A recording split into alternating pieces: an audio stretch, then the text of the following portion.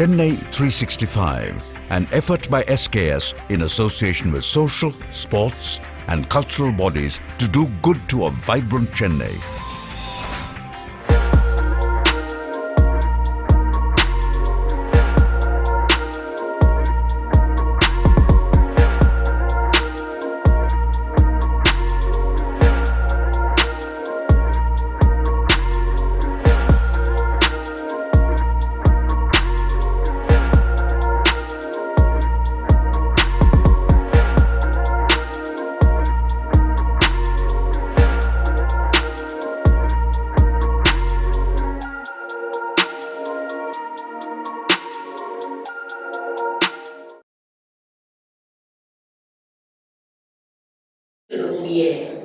வணக்கத்திற்குரிய இசை பேரறிஞர் ஸ்ரீகண்ட சுவாமி அவர்களே, பெற்ற தாய்மாரே, நல்லினம் சிங்கங்களே, இன்றைக்கு பெல்லா விஸ்டா தமிழ்ச்சங்கத்தில் அனைவரும் கூடி தமிழ் கற்க வேண்டும் என்பதை விட, தமிழை உணர வேண்டும் என்பதை விட, தமிழை பிறகு உணர்த்த வேண்டும் என்கிற நல்ல எண்ணத்தோடு இத்துணை அன்பு நெஞ்சங்கள் இந்த அரங்கத்தில் கூடியிருக்கிறார்கள் என்று சொன்னால், இது திருமுறைக்கு கிடைத்த வெற்றியோ அல்லது பெல்லா விஸ்டா தமிழ்ச்சங்கத்துக்கு கிடைத்த வெற்றியோ என்று சிந்திப்பதை விட 63 நாயன்மார்களுக்கு கிடைத்த வெற்றியாக நான் கருதுகிறேன். இது தெய்வ தமிழுக்கு கிடைத்த வெற்றி. உங்கள் கையில் இருக்கும் செல்பேசியை சற்று நினைவிழந்த நிலையில் வைத்துவிட்டு நீங்கள் நினைவோடு இருங்கள் என்று நான் உங்களை பணியோடு கேட்டுக்கொள்கிறேன். இன்றைக்கு இந்த விழாவிற்காக மிக அரும்பெரும் பணிகளை செய்து நம்முடைய நிர்வாக குழு மிக அரிய பணியை செய்திருக்கிறார்கள். திங்கள்தோறும் திருமுறை என்று நாம் 4வது சனிக்கிழமை தான் கூடுகிறோம். ஆனால் முன்னால் இருக்கக்கூடிய 3 சனிக்கிழமைகளிலும் நம்முடைய நிர்வாக குழு கூடுகிறார்கள். கூடி இந்த விழாவை எப்படி செம்மையான முறையில் நடத்த வேண்டும் என்பதை குறித்து பேசுகிறார்கள். அரங்கம் நிறைந்த மக்களை அழைத்து பெல்லா விஸ்டா தமிழ்ச்சங்கம் என்பது மதுரை தமிழ்ச்சங்கத்தில் சிவபெருமான தலைமை புலவராக இருந்து எப்படி 4003 புலவர்கள் தமிழர்த்தார்களோ அதுபோல் நம்முடைய நிர்வாக குழுவிலே வணக்கத்திற்குரிய தலைவர், துணைத் தலைவர், வணக்கத்திற்குரிய செயலாளர் ஐயா திரு ராஜா அவர்கள், துணை செயலாளர் நம்முடைய வணக்கத்திற்குரிய திரு ஆண்ட்ரூன் திருமதி ஜாஸ்மின் ஆண்ட்ரூ அவர்கள், நம்முடைய செயற்குழு உறுப்பினர்களாக வணக்கத்திற்குரிய புவனேஸ்வரி அம்மையார், அந்த அடுத்து நாம் மரியாதையோடு சொல்லக்கூடிய ஒரு அருப்பு தோழி நம்முடைய வித்யா அவர்கள், நம்முடைய அமுதன் ஐயா அவர்கள், இவர்களெல்லாம் இணைந்து இந்த பணியை, இந்த நிர்வாக பணியை சுமையான முறையில் செய்து வருகிறார்கள். திங்கள்தோறும் திருமுறை என்று நாம் தொடங்கி சென்ற மாதம் முதல் திருமுறையை பார்த்தோம். ஞானசம்பந்த பெருமான் பாடிய 1436 பாடல்கள் போது 186 வரியங்களை உடைய முதல் திருமுறையை பார்த்தோம். அந்த திருமுறையில் முழுக்க நாம் ஞானசம்பந்தனுடைய பிறப்பு, வளர்ப்பு, சைவசமயத்தின் மீது இருக்கக்கூடிய பற்று, இவைகளைத்தான் பார்த்தோம். இன்று நாம் பார்க்க போகிற 2ஆம் திருமுறை ஞானசம்பந்த பெருமானுடைய தொண்டு நெறியில் எப்படி மனித வாழ்க்கை பழவினைகளை நினைத்து சஞ்சிதம் என்று சொல்லப்படக்கூடிய பழவினை, இந்த பிறவி மீது மிகப்பெரிய ஒரு பற்றுக்களை வைத்துக் கொண்டு இப்பிறவியில் நாம் அனுபவிக்காதையெல்லாம் அடுத்த பிறவியிலாக அனுபவிக்க வேண்டும் என்ற எண்ணத்தோடு கடவுளத்தில் நாம் வழிபடுவோம். இப்படி வழிபடுகிற இந்த பழவினையை நாம் அறுப்பது எப்படி என்கிற வழியை ஞானசம்பந்த பெருமான் இந்த 2வது திருமுறையை தருகிறார். இந்த 2ஆம் திருமுறையை கையில் எடுக்கிற பொழுது நமக்கு கண்முன்னால் வரக்கூடிய மிகப்பெரிய உணர்வு 2. ஒன்று, இந்த இப்பிறவியை பயனுடைய பிறவியாக நாம் ஆக்கிக் கொள்ளுங்கள், அது ஒரு செய்தி. 2வது கருத்து, எப்பிறவி எடுத்தாலும் இறைவனே உன் திருவடியை மறவாது இருக்கக்கூடிய பண்பு வேண்டும் என்று இந்த 2 பண்பினை மட்டுமே அடிப்படையாக வைத்து இந்த 2ஆம் திருமுறையில் 122 பதியங்களை 1332 பாடல்களாக தருகிறார் ஞானசம்பந்த பெருமான். ஒரு மாதம் போதுமா? ஒரு திருமுறையை பார்ப்பதற்கு ஒரு மாதம் போதுமா என்று கேட்டால் 1331 பாடல்களையும் 122 பதிகங்களையும் கண்ணில் ஒரு முறை கூட பார்க்காம இந்த மேடைக்கு வர முடியாது. ஒரு முறை கூட அதை பார்க்காம இந்த மேடைக்கு வருவது என்பது திருமுறையை பற்றிய நீண்ட நெடிய ஆழமான அறிவு இல்லாமல், திருமுறை பற்றி ஒரு நீண்ட நெடிய பார்வை இல்லாமல் நாம் ஏதோ முடிப்போல் மெய்ந்தவர்கள் போல இந்த இடத்திலே இதை பேச முடியாது. அப்படிப்பட்ட ஒரு ஆழமான சிந்தனை. இன்றைக்கு இந்த விழாவிற்கு ஒரு சிறப்பு விருந்தினராக உயர்நீதிமன்றத்தை வழக்கறிஞராக பணியாற்றுகிற அன்பு சகோதரர் வழக்கறிஞர் திரு வாலி சீனிவாசன் அவர்கள் பல்வேறு வகைப்பட்ட மேடைகளில் ஆன்மீக சொற்பொழிவுகளை நடத்துகிறார். இன்றைக்கு எங்களை போன்ற இலக்கிய பேச்சாளர்களுக்கெல்லாம் தாய் வீடாக இருப்பது ஏவிஎம் ராஜேஸ்வரி கல்யாண மண்டபம். அந்த மண்டபத்தில் இன்றைக்கு அன்னையார் ஏவிஎம் ராஜேஸ்வரி அவருடைய அமரர் நினைவாக, அவர் அமரராகிவிட்ட பிறகு அவர் நினைவாக ஏவிஎம் அறக்கட்டளை சொற்பொழிவு என்று ஒரு மிகப்பெரிய சொற்பொழிவு நடக்கும். கிட்டத்தட்ட இந்த சொற்பொழிவுகளை நாங்கள் 20 ஆண்டுகளுக்கு மேலாக தொடர்ந்து கேட்டுக் கொண்டிருக்கிறோம். இன்றைக்கு எத்தனையோ அறிஞர்கள் அந்த விழாவிலே கலந்து கொண்டிருக்கக்கூடிய சூழலில் திருமுறை பற்றி நீங்கள் விழாவில் இருக்கிற காரணத்தினால் நீங்கள் வர முடியாதே, எப்படி நீங்கள் இந்த சொற்பொழிவை கேட்க முடியும் என்று காலையிலிருந்து எனக்கு தொலைபேசி வந்த வண்ணமாக இருக்கிறது. அப்பொழுது நான் சொன்னேன், வேட்டையோர் தமிழ் வளர்ப்போம் என்கிற முறையில் வெள்ளாமிஸ்கா தமிழ்ச்சங்கத்துக்குள் 200 பேர் நாங்கள் இதற்கு உறுப்பினராகிறோம் என்று சொல்லி அவர்கள் பெயரை பதிவு செய்திருக்கிறார்கள் என்று சொன்னால், வாழ்க்கை முன்முறை, வாழ்க்கட்டும் தலைமுறை, வாழ வேண்டும் முன்முறை, அதற்கு நமக்கு தேவை திருமுறை என்கிற தத்துவத்தை உள்ளத்தில் தாங்கி இத்துணை மக்கள் குழுமி இருக்கிறார்களே, இதை அமரராக இருக்கக்கூடிய அம்மையார் ராஜேஸ்வரி அம்மையார் புரிந்து கொள்வார்கள், நீங்கள் வருத்தப்படாதீர்கள் என்று நான் தொலைபேசியில் சொன்னேன். இன்றைக்கு இந்த 2ஆம் திருமுறையில் ஞானசம்பந்த பெருமான் இந்த பழவினை மீது நமக்கு இருக்கக்கூடிய சந்தேகங்களை போக்குகிறார்.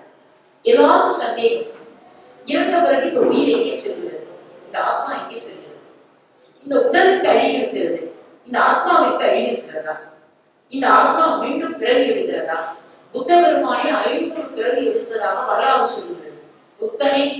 புத்த பெருமானே 500 பிறகு எடுத்துதான் அதன் பிறகு அவர் புத்த பெருமானாக பிறந்தார். புத்தனாக பிறப்பதற்கு முன்பு 500 பிறவி எடுத்தவரா புத்த பெருமான்.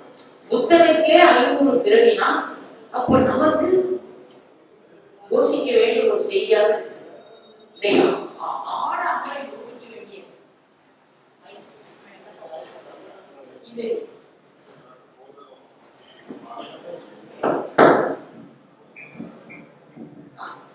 இதை நாம் மிகவும் ஆழமாக சிந்திக்க வேண்டிய ஒரு யோசனையாக இருக்கிறது. இன்றைக்கு முறையாக நம்முடைய நிகழ்ச்சிக்கு ஐயா திரு மேகநாதன் அவர்கள் தலைமை தாங்குவதாக இருந்தது. ஆனா ஐயா மலேசிய நாட்டிலே இன்றைக்கு ஒரு பெரிய விருது கொடுப்பதாக இருந்தது. அதனால ஐயா என்ன பண்ணாங்க, நான் மலேசிய நாடு நோக்கி போகிறேன், நீங்கள் இந்த விழாவுக்கு என்னை அழைத்திருக்கிறீர்கள், எனக்கு வருத்தமாக இருக்கிறது, நான் விருதளிக்கிற விழாவுக்காக போகிறேன் என்று சொன்னார்கள்.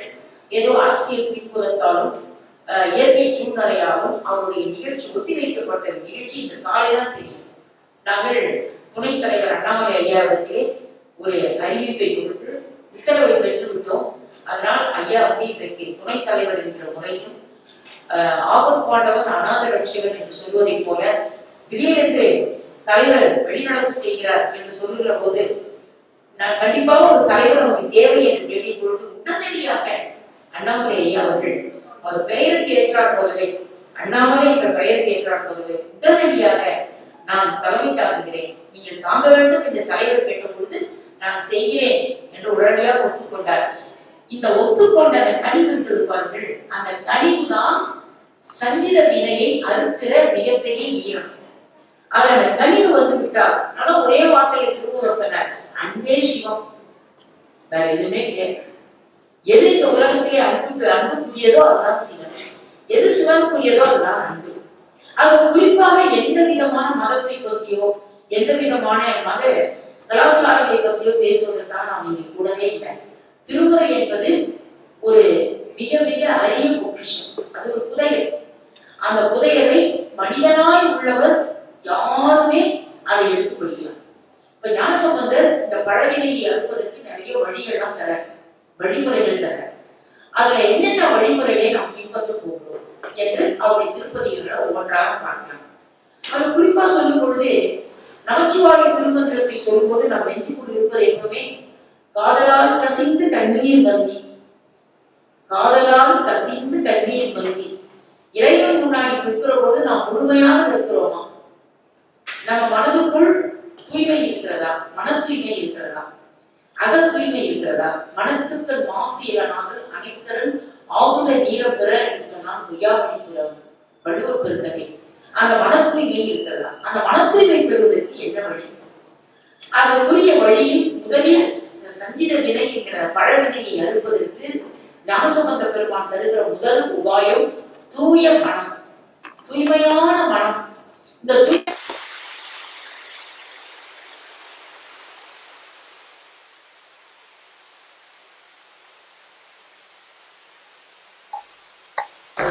தன் சுற்றம் தன் உறவு என்று இல்லாமல் பக்கத்து வீட்டிலே யார் இருக்கிறார்கள் என்று தெரிந்து கொள்வதுதான் பழவினையை அறுப்பதற்கு மிகப்பெரிய வழி என கூறுகிறார் ஞானசம்பந்த பெருமான். இன்றைக்கு பக்கத்து வீட்டில் இருப்பவர் யார் என்று தெரியாமலேயே அடுக்ககங்களில் பிள்ளைகள் வாழ்கிறார்கள். 3வது மாடியிலே அப்பா இருக்கார், 8வது மாடியிலே மகன் இருக்கான். 2 பேரும் லிப்ட்ல இறங்கி வரும்போது இவர் எங்கேயோ பார்த்தா மாதிரி இருக்குன்னு கேட்கிறான் பையன். எப்படி இருக்குது இந்த வாழ்க்கை முறை? இதை இந்த சஞ்சித வினையை அறுப்பதற்கு எது வழி என்று கேட்டால், இறைவனிடத்தில் நீங்கள் நெருக்கமாக வர வேண்டும் என்று சொன்னால் முதலிலே மன தெளிவு இருக்க வேண்டும். இந்த மன தெளிவு, மன உறுதி, நெஞ்சிலே அன்பினோர் வெள்ளம், இது 3 கண் முன்னாடி வச்சு பாருங்களேன். மன தெளிவு, மன உறுதி, நெஞ்சிலே அன்பினோர் வெள்ளம். இந்த நெஞ்சிலே அன்பினோர் வெள்ளம் கண் முன்னாடி வந்துடுச்சுன்னா ஓதுவார்தமை நன்னெறிக்கு உயிக்கிற மந்திரம் நமச்சிவாய என்ற 5 எழுத்து மந்திரம். இந்த 5 எழுத்து மந்திரம் ஓதுவார் தமை நன்னெறிக்கு உயிப்பது. இந்த நன்னெறியை நல்ல பிளஸ் நெறி என்று பிரித்தால் நன்னெறி. இந்த நன்னெறியை உயிக்கின்ற பொழுது, இந்த நன்னெறிக்கு மனிதன் வழிவகை செல்லுகிற பொழுது, இந்த நன்னெறி எதற்கு சமம் என்று கேட்டால், வேதம் 4 மெய்ப்பொருளாவது நமச்சிவாய மந்திரம். அதாவது நாதன் நாமம் நமச்சிவாயவே என்று சொல்வதற்கு முன்னால் 4 வேதங்களை ஓதுகிற பொழுது என்ன வகையான பிரதிபலன் கிடைக்க போகிறதோ அந்த பலனை நமச்சிவாய என்று சொல்லக்கூடிய 5 எழுத்து மந்திரத்திலேயே பெற்றுவிடலாம். அந்த 5 எழுத்து மந்திரத்தை பெறுகிற பொழுது மனம் எப்படி இருக்க வேண்டும் என்று கேட்டால், காதலால் கசிந்து கண்ணீர் மல்கி அந்த மனம் இருக்க வேண்டும். அப்படிப்பட்ட மனம் நெஞ்சத்துக்குள் இறங்கி வந்து ஓதுவார்தமை நன்னெறி உய்த்து அந்த உள்ளத்தில் நமச்சிவாய என்ற 5 எழுத்து மந்திரத்தை உச்சரிக்கிற பொழுது மனம் எப்படி தூய்மை அடைகிறது என்பதை எடுத்து காட்டக்கூடிய வழிதான் பழவினையை போக்குகிற வினை. சரி, இந்த பழவினையை வைணவ சமயம் எப்படி சொல்லுகிறது என்று கேட்டால் பிராரத்த கர்மம் என்று சொல்லுகிறது. பிராரத்த கர்மம், நமக்கு ஏதாச்சும் ஒரு பிரச்சனை வந்தா உடனே நம்ம என்ன சொல்றோம்? இது நம்ம போன ஜென்மத்து பாவம் அப்படின்றோம். உங்களுக்கு யாராவது டைரியில் எழுதி கொடுத்தாங்களா? இது போன ஜென்மத்து பாவம். நம்ம எப்படி அதை உறுதியாக சொல்றோம் இது போன ஜென்மத்து பாவம் என்பதை? இன்றைக்கு நம்ம வாழ்க்கை முறையில அந்த பழவினையின் மீதும் இந்த பிராரத்தின் மீதும் நமக்கு ஒரு நம்பிக்கை இருக்கிறது. இந்த நம்பிக்கையை அறுத்தெரிப்பதற்கு நாம என்ன செய்ய வேண்டும் என்று கேட்டால், சைவ சமயம், சைவ சித்தாந்தம் 3 மலன்களை அறுக்க வேண்டும் என்று சொல்லுகிறது. ஆணவம், கண்மம், மாயை என்ற இந்த 3 மலம். இந்த 3 மலத்தை அறுப்பதற்கு ஞானசம்பந்த பெருமான் 3 வகையான யோக முறையை தருகிறார். 3 வகையான ஞான நெறியை தருகிறார். அந்த ஞான நெறிதான் பதி பசு பாசம். இந்த பதி பசு பாசம் என்கிற சைவ சித்தாந்த தத்துவத்தை ஞானசம்பந்த பெருமான் எப்படி ஞான நெறியாக தருகிறார் என்று கேட்டால், சரியை கிரியை யோகம் என்ற ஞான நெறியாக தருகிறார். சரியை என்பது என்ன என்று கேட்டால், நம் கையில் இருக்கக்கூடிய ஏதாவது ஒரு பொருளை இறைவனுக்கு வைத்து வழிபடுவது. எந்த கடவுளும் நம்ம கொடுத்த எந்த பொருளும் சாப்பிடல, ஆனா நாம் அதை தூய்மையா செய்யணும். கடவுளுக்கு படைக்கிறதுக்கு முன்னால் சாப்பிடக்கூடாது, எச்சில் படாமல் இருக்க வேண்டும். நாம் அதை சுவை பார்த்து விட்டு பிறகு கடவுளுக்கு படைக்க கூடாது. ஒருவேளை அப்படி சுவை பார்த்து விட்டாலும் பரவாயில்லை, அதுக்கு ஒரு எக்ஸம்ஷன் ரூல் இருக்கு, நமக்கு இருக்கு. ஆனானப்பட்ட கண்ணபெருமானே, கண்ணப்ப நாயனாரே செஞ்ச சமையல ஒரு முறை சுவை பார்த்துட்டு தான் கடவுளுக்கு கொடுத்தார். பரவாயில்ல, கவலைப்படாத, சிவபெருமான் ஏத்துக்குவார் என்று நாம் அதுக்கு என்ன பண்ணிருக்கோம், ஒரு எக்ஸம்ஷன் வேற வச்சிருக்கோம், கையில வச்சிருக்கோம் ரெடியா. பரவாயில்ல, கவலைப்படாதீங்க அப்படின்ற ஒரு தத்துவாத்திர முறையை வாழ்வியல் முறையாக வைத்திருக்கிறோம். இப்ப வாட் இஸ் மீன் பை சரியை கிரியை யோகம்? இந்த சரியைனா என்ன, கிரியைனா என்ன, யோகம்னா என்ன? இது புரிஞ்சாதான் பதி பசு பாசம் புரியும். இந்த பதி பசு பாசம் புரிவதற்கும் சரியை கிரியை யோகம் புரிந்து கொள்வதற்கும் நமக்கு இணையாய் ஒரு பாலம் இருக்கிறது என்று சொன்னால் அந்த பாலம் தான் நமச்சிவாய என்ற 5 எழுத்து மந்திரம். இப்ப நம்ம எந்த பூஜை செய்ய வேணாம், ஒரு பூஜையும் செய்ய வேண்டாங்க. நம்ம மனதளவில் தூய்மையா இருந்தாலே அது பெரிய தஞ்சை பெரிய கோயில் கட்டின பிரகதீஸ்வர ஆலயத்துக்கு சமம், ராஜராஜன் செய்த பணிக்கு சமம் மனதளவில் தூய்மையாய் இருப்பது. அப்ப சரியை என்கிற பூஜை முறை எதை குறிக்கிறது என்று கேட்டால், கையில் இருக்கக்கூடிய பொருளை வைத்து வழிபடுவது. ஒரு நாளும் கணபதி பால் குடிக்கல, ஒரு நாளும் கணபதி சுண்டல் சாப்பிடல, கொழுக்கட்டை சாப்பிடல, ஒரு நாள் சரஸ்வதி பூஜைக்கு வைக்கிற பொரிகடலையே சரஸ்வதி எடுத்துக்கல. ஆனா நாம என்ன பண்றோம், நைவேத்திய முறை என்று சொல்லி இறைவனுக்கே உணவு படைக்கிற தன்மை அதை வைக்கிறோம். வச்சுட்டு கடவுளை பூஜை முடிந்த பிறகு அதை எடுத்து குழந்தைங்களாம் திவ்ய பிரசாதம் நைவேத்திய பிரசாதம் என்று சொல்லி கொடுக்குறோம். என்னுடைய மாணவி கேட்டாள், பிரசாதம் சாதம் ரெண்டுத்துக்கு என்ன வேறுபாடுன்னு. பிரசாதம் என்பது அளவோடு இருப்பது, சாதம் என்பது அளவற்று இருப்பது. சாதம் என்பது உங்க வீட்டுல நீங்க சாப்பிட்றது எவ்வளவு நாள் எடுத்து போட்டுக்கலாம். ஆனா பிரசாதம் என்பது அளவோடு கொடுப்பது. அந்த அளவோடு கொடுப்பதிலேயே எது நிறைங்கி இருக்கிறது என்று கேட்டால் இறைவனுடைய திரு அருள் நிறைங்கி இருக்கிறது, நிறைந்திருக்கிறது. அப்ப சரியை என்பது எது என்று கேட்டால் கையில் இருக்கிற பொருளை இறைவனுக்கு வைத்து வழிபடுவது. அது எந்த பொருளா இருக்கலாம். சிவ பூஜையில் மிக மிக மிக மிக எளிமை, யாவர்க்குமோர் பச்சிலை, அவ்வளவுதான். கடவுளுக்கு தேவை பச்சிலை தான், ஒரு பிடி அரிசி, வேற ஒன்றுமே கிடையாது. கையில ஒரு பிடி அரிசி, 2 பச்சிலை, வில்வ இலையை வைத்து விட்டு கடவுளை முழுசா பூஜை பண்ணிடலாம். அப்போ சிவ பூஜையை தொடங்குற பொழுதே நமக்கு முதல்ல கடவுள் எதை சொல்லித்தரார், சிவபெருமான் எளிமையை சொல்லித்தரார். எளிமையான வாழ்க்கை தான் வாழ்க்கையில் வலிமையானது. ஆக ஒரு 100 புடவை 200 புடவை வச்சுட்டு இருந்தோம்னா எவ்வளவு பிரச்சனையா இருக்கு. அதை ஒழுங்குபடுத்துறதுக்குள்ளே உண்டு இல்லைன்னு ஆயிடுது. அதே ஒரு 5 புடவை இருந்தா பிரச்சனையே இல்லை பாருங்க. அதை அழகுபடுத்தி வைக்கலாம். ராஜ்மோகன் அம்மாவை தட்டி கேட்கிறார், ஏன் 100 புடவைன்னு இல்லைங்களா, தட்டி வைக்கலாம். இப்ப இதெல்லாம் நமக்கு எதை காட்டுறது என்று கேட்டால் பற்றுக்கள் நிறைந்த உலகம் இல்லையா, பற்றுக்கள் நிறைந்த உலகம். அந்த குழந்தை பிறக்கும் போதே நீங்க பார்க்கலாம், தாய் வயிற்றிலிருந்து அது வெளியே வந்த உடனே அது கை அப்படி டைட்டா மூடி இருக்கும். நீங்க எத்தனை முறை பிரிச்சு விட்டாலும் அந்த விரல் பிரியாது, இப்படியே இருக்கும். ஏன்னா இந்த மனித வாழ்க்கை பற்றுக்கள் நிரம்பியது என்பதை அந்த குழந்தை அப்பவே அந்த கைகளை பற்றி காட்டுகிறது. அந்த தாய் கருவறையை விட்டு வெளியே வந்த பிறகுதான் ஆன்னு அழுது. அங்க கூட கருவறைக்கு வெளியே தான் தமிழ் புரிகிறதுன்னு நினைக்கிறேன். அங்க கூட கருவறைக்கு வெளியே தான் தமிழ். ஏன்னா இன்றைக்கு தமிழகத்தில் கபாலீஸ்வரர் கோயில் வாசல்ல போர்டு வச்சிருக்கான், இங்கு தமிழிலும் அர்ச்சனை செய்யப்படும் என்று. தமிழகத்துல ஞானசம்பந்த பெருமான் உலவின அந்த மயிலை பூமியில் அதே கபாலீஸ்வரர் ஆலயத்துக்குள் எலும்புருவாய் இருக்கக்கூடிய பெண்ணை, பூம்பாவை பெண்ணை, எலும்பிலிருந்து பெண்ணை உருவகித்து பெண்ணை உருவமாக எடுத்து தரக்கூடிய பூம்பாவை என்ற பெண் பல ஆண்டுகளுக்கு முன்னால் இறந்து போயிட்டா. அவளுடைய எலும்பை எடுத்து அப்படியே சேகரித்து வைத்திருக்கிறார்கள். ஞானசம்பந்த பெருமான் பதிகம் பாடி அந்த எலும்பு பெண்ணுரு ஆன காட்சிதான் கபாலீஸ்வரர் ஆலயம்.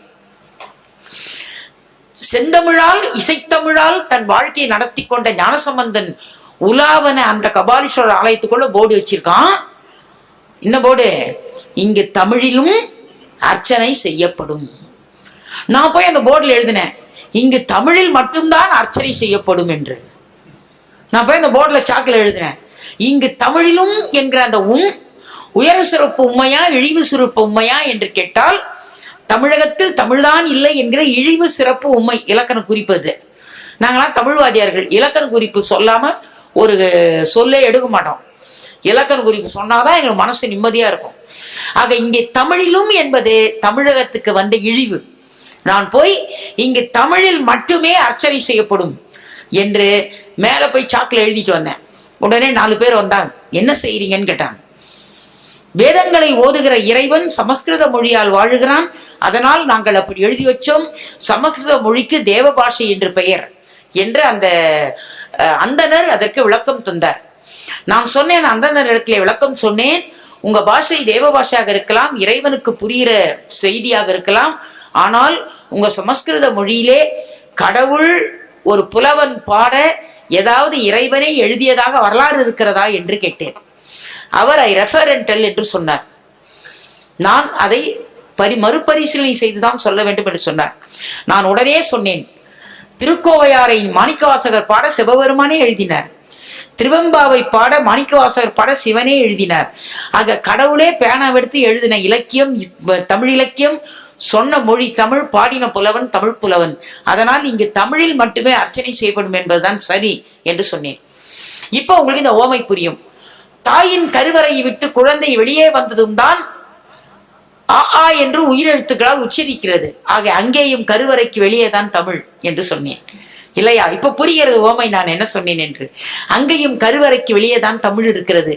இதை பார்த்தார் ஞானசம்பந்தர். பார்த்துவிட்டு, செந்தமிழில் பாடவல்ல ஞானசம்பந்தன் என்ற பெருமையை இந்த உலகத்திற்கு தர வேண்டும் என்று சொல்லி தன் உள்ளத்துக்குள் தோன்றிய அனைத்து தத்துவங்களையும் உடனடியாக எழுத ஆரம்பித்தார்.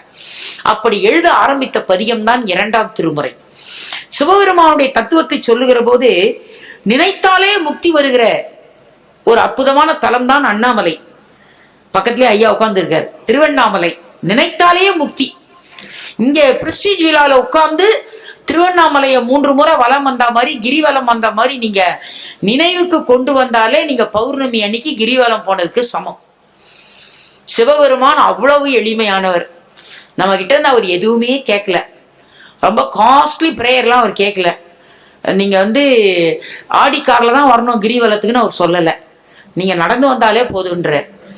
அப்ப கடவுள் மட்டும் எதை கேட்கிறார்? எளிமையை கேட்கிறார். கடவுள் எளிமையைத்தான் விரும்புறார், வேற எதுவுமே நம்ம கிட்ட இருந்து அவர் விரும்பல. அப்ப நினைத்தாலே முக்தி தருகிற தலம் திருவண்ணாமலை. அடுத்த ஒரு செய்தி பாருங்க. அதாவது இருக்க முக்தி தரும் நினைச்சு நாம் அங்கேயே போய் தங்கிடணும் அப்படின்னு நினைச்சு முக்தி தருகிற இடம் கச்சியம்பதி. இந்த கச்சியம்பதி இறைவனை நினைத்து அங்க போய் தங்கினோம்னா, தலம் முதல்ல மூர்த்தி, அடுத்து தலத்துல தங்கணும்னா தங்குற இடம் நமக்கு தருவது எது என்று கேட்டால் தெய்வீக முக்தி நெறி ஒன்றுதான். அதில் எந்த விதமான மாற்றமுமே கிடையாது. அடுத்தது இன்னொரு வாய்ப்பு சிவபெருமான் தருகிறார். சரி, நம்மால் போய் திருத்தலத்தில் தங்க முடியவில்லை, நம்மால் போய் தூய நெடிய மனதால் இறைவனை நினைக்க முடியவில்லை. நினைத்தால் முக்தி திருவண்ணாமலை, தங்குகிற இடம் கச்சியம்பதி, 2 பண்ண முடியல. அடுத்து இன்னொரு எக்ஸம்ஷன் சிவ பூஜை கொடுக்கிறார் பாருங்க. இன்னொரு வாய்ப்பு கொடுக்கிறார். அதுதான் தரிசிக்க முக்தி தரும் இடம் சிதம்பரம். சிதம்பரத்துல போய் நம்மளால கண்டிப்பா சிதம்பரத்துக்கு போக முடியும். போய் நின்று கடவுளை பார்த்து நமச்சிவாயா வாழ்க, நாதன் தாழ்வாழ்க, இமைப்பொழுதுமே நெஞ்சில் நீங்காதன் தாழ்வாழ்க, கொக்கழி ஆண்ட குருமனிதன் தாழ்வாழ்க என்று சொன்னாலே போதும். அது கூட சொல்ல முடியலையா? ஏகன் அநேகன் இறைவனடி வாழ்க, ஒரு வரி சொன்னாலே போதும். வரி விலக்கு பெற்ற வரி அது. ஏகன் அநேகன் இறைவனடி வாழ்க, இந்த ஒரே ஒரு சொற்றொடை சொல்லிவிட்டாலே போதும். கடவுள் நினைத்த மாத்திரத்தில் தரிசிக்க முக்தி தருகிற இடம்தான் சிதம்பரம்.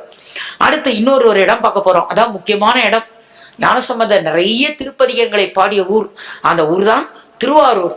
திருவாரூரை எண்ணுகிற பொழுது, இந்த பிறவியில் நான் ஒன்றுமே நல்லதே செய்ய முடியலையே, நான் எதுவுமே பண்ண முடியலையே, என்ன பண்ணலாம்? நான் எங்கள் ஸ்டெல்லா மேரிஸ் கல்லூரி மாணவிகளுக்கு வகுப்பறையில் சொல்லுவேன், இந்த பிறவிலேயே தமிழை ஒழுங்காக கேட்டுடுங்க, இல்லைன்னா அடுத்த முறையிலும் ஸ்டெல்லா மேரிஸ்க்கு தமிழ் வகுப்பில் வருவீங்க, உலகநாயகியே வருவான்னு சொல்லுவேன்.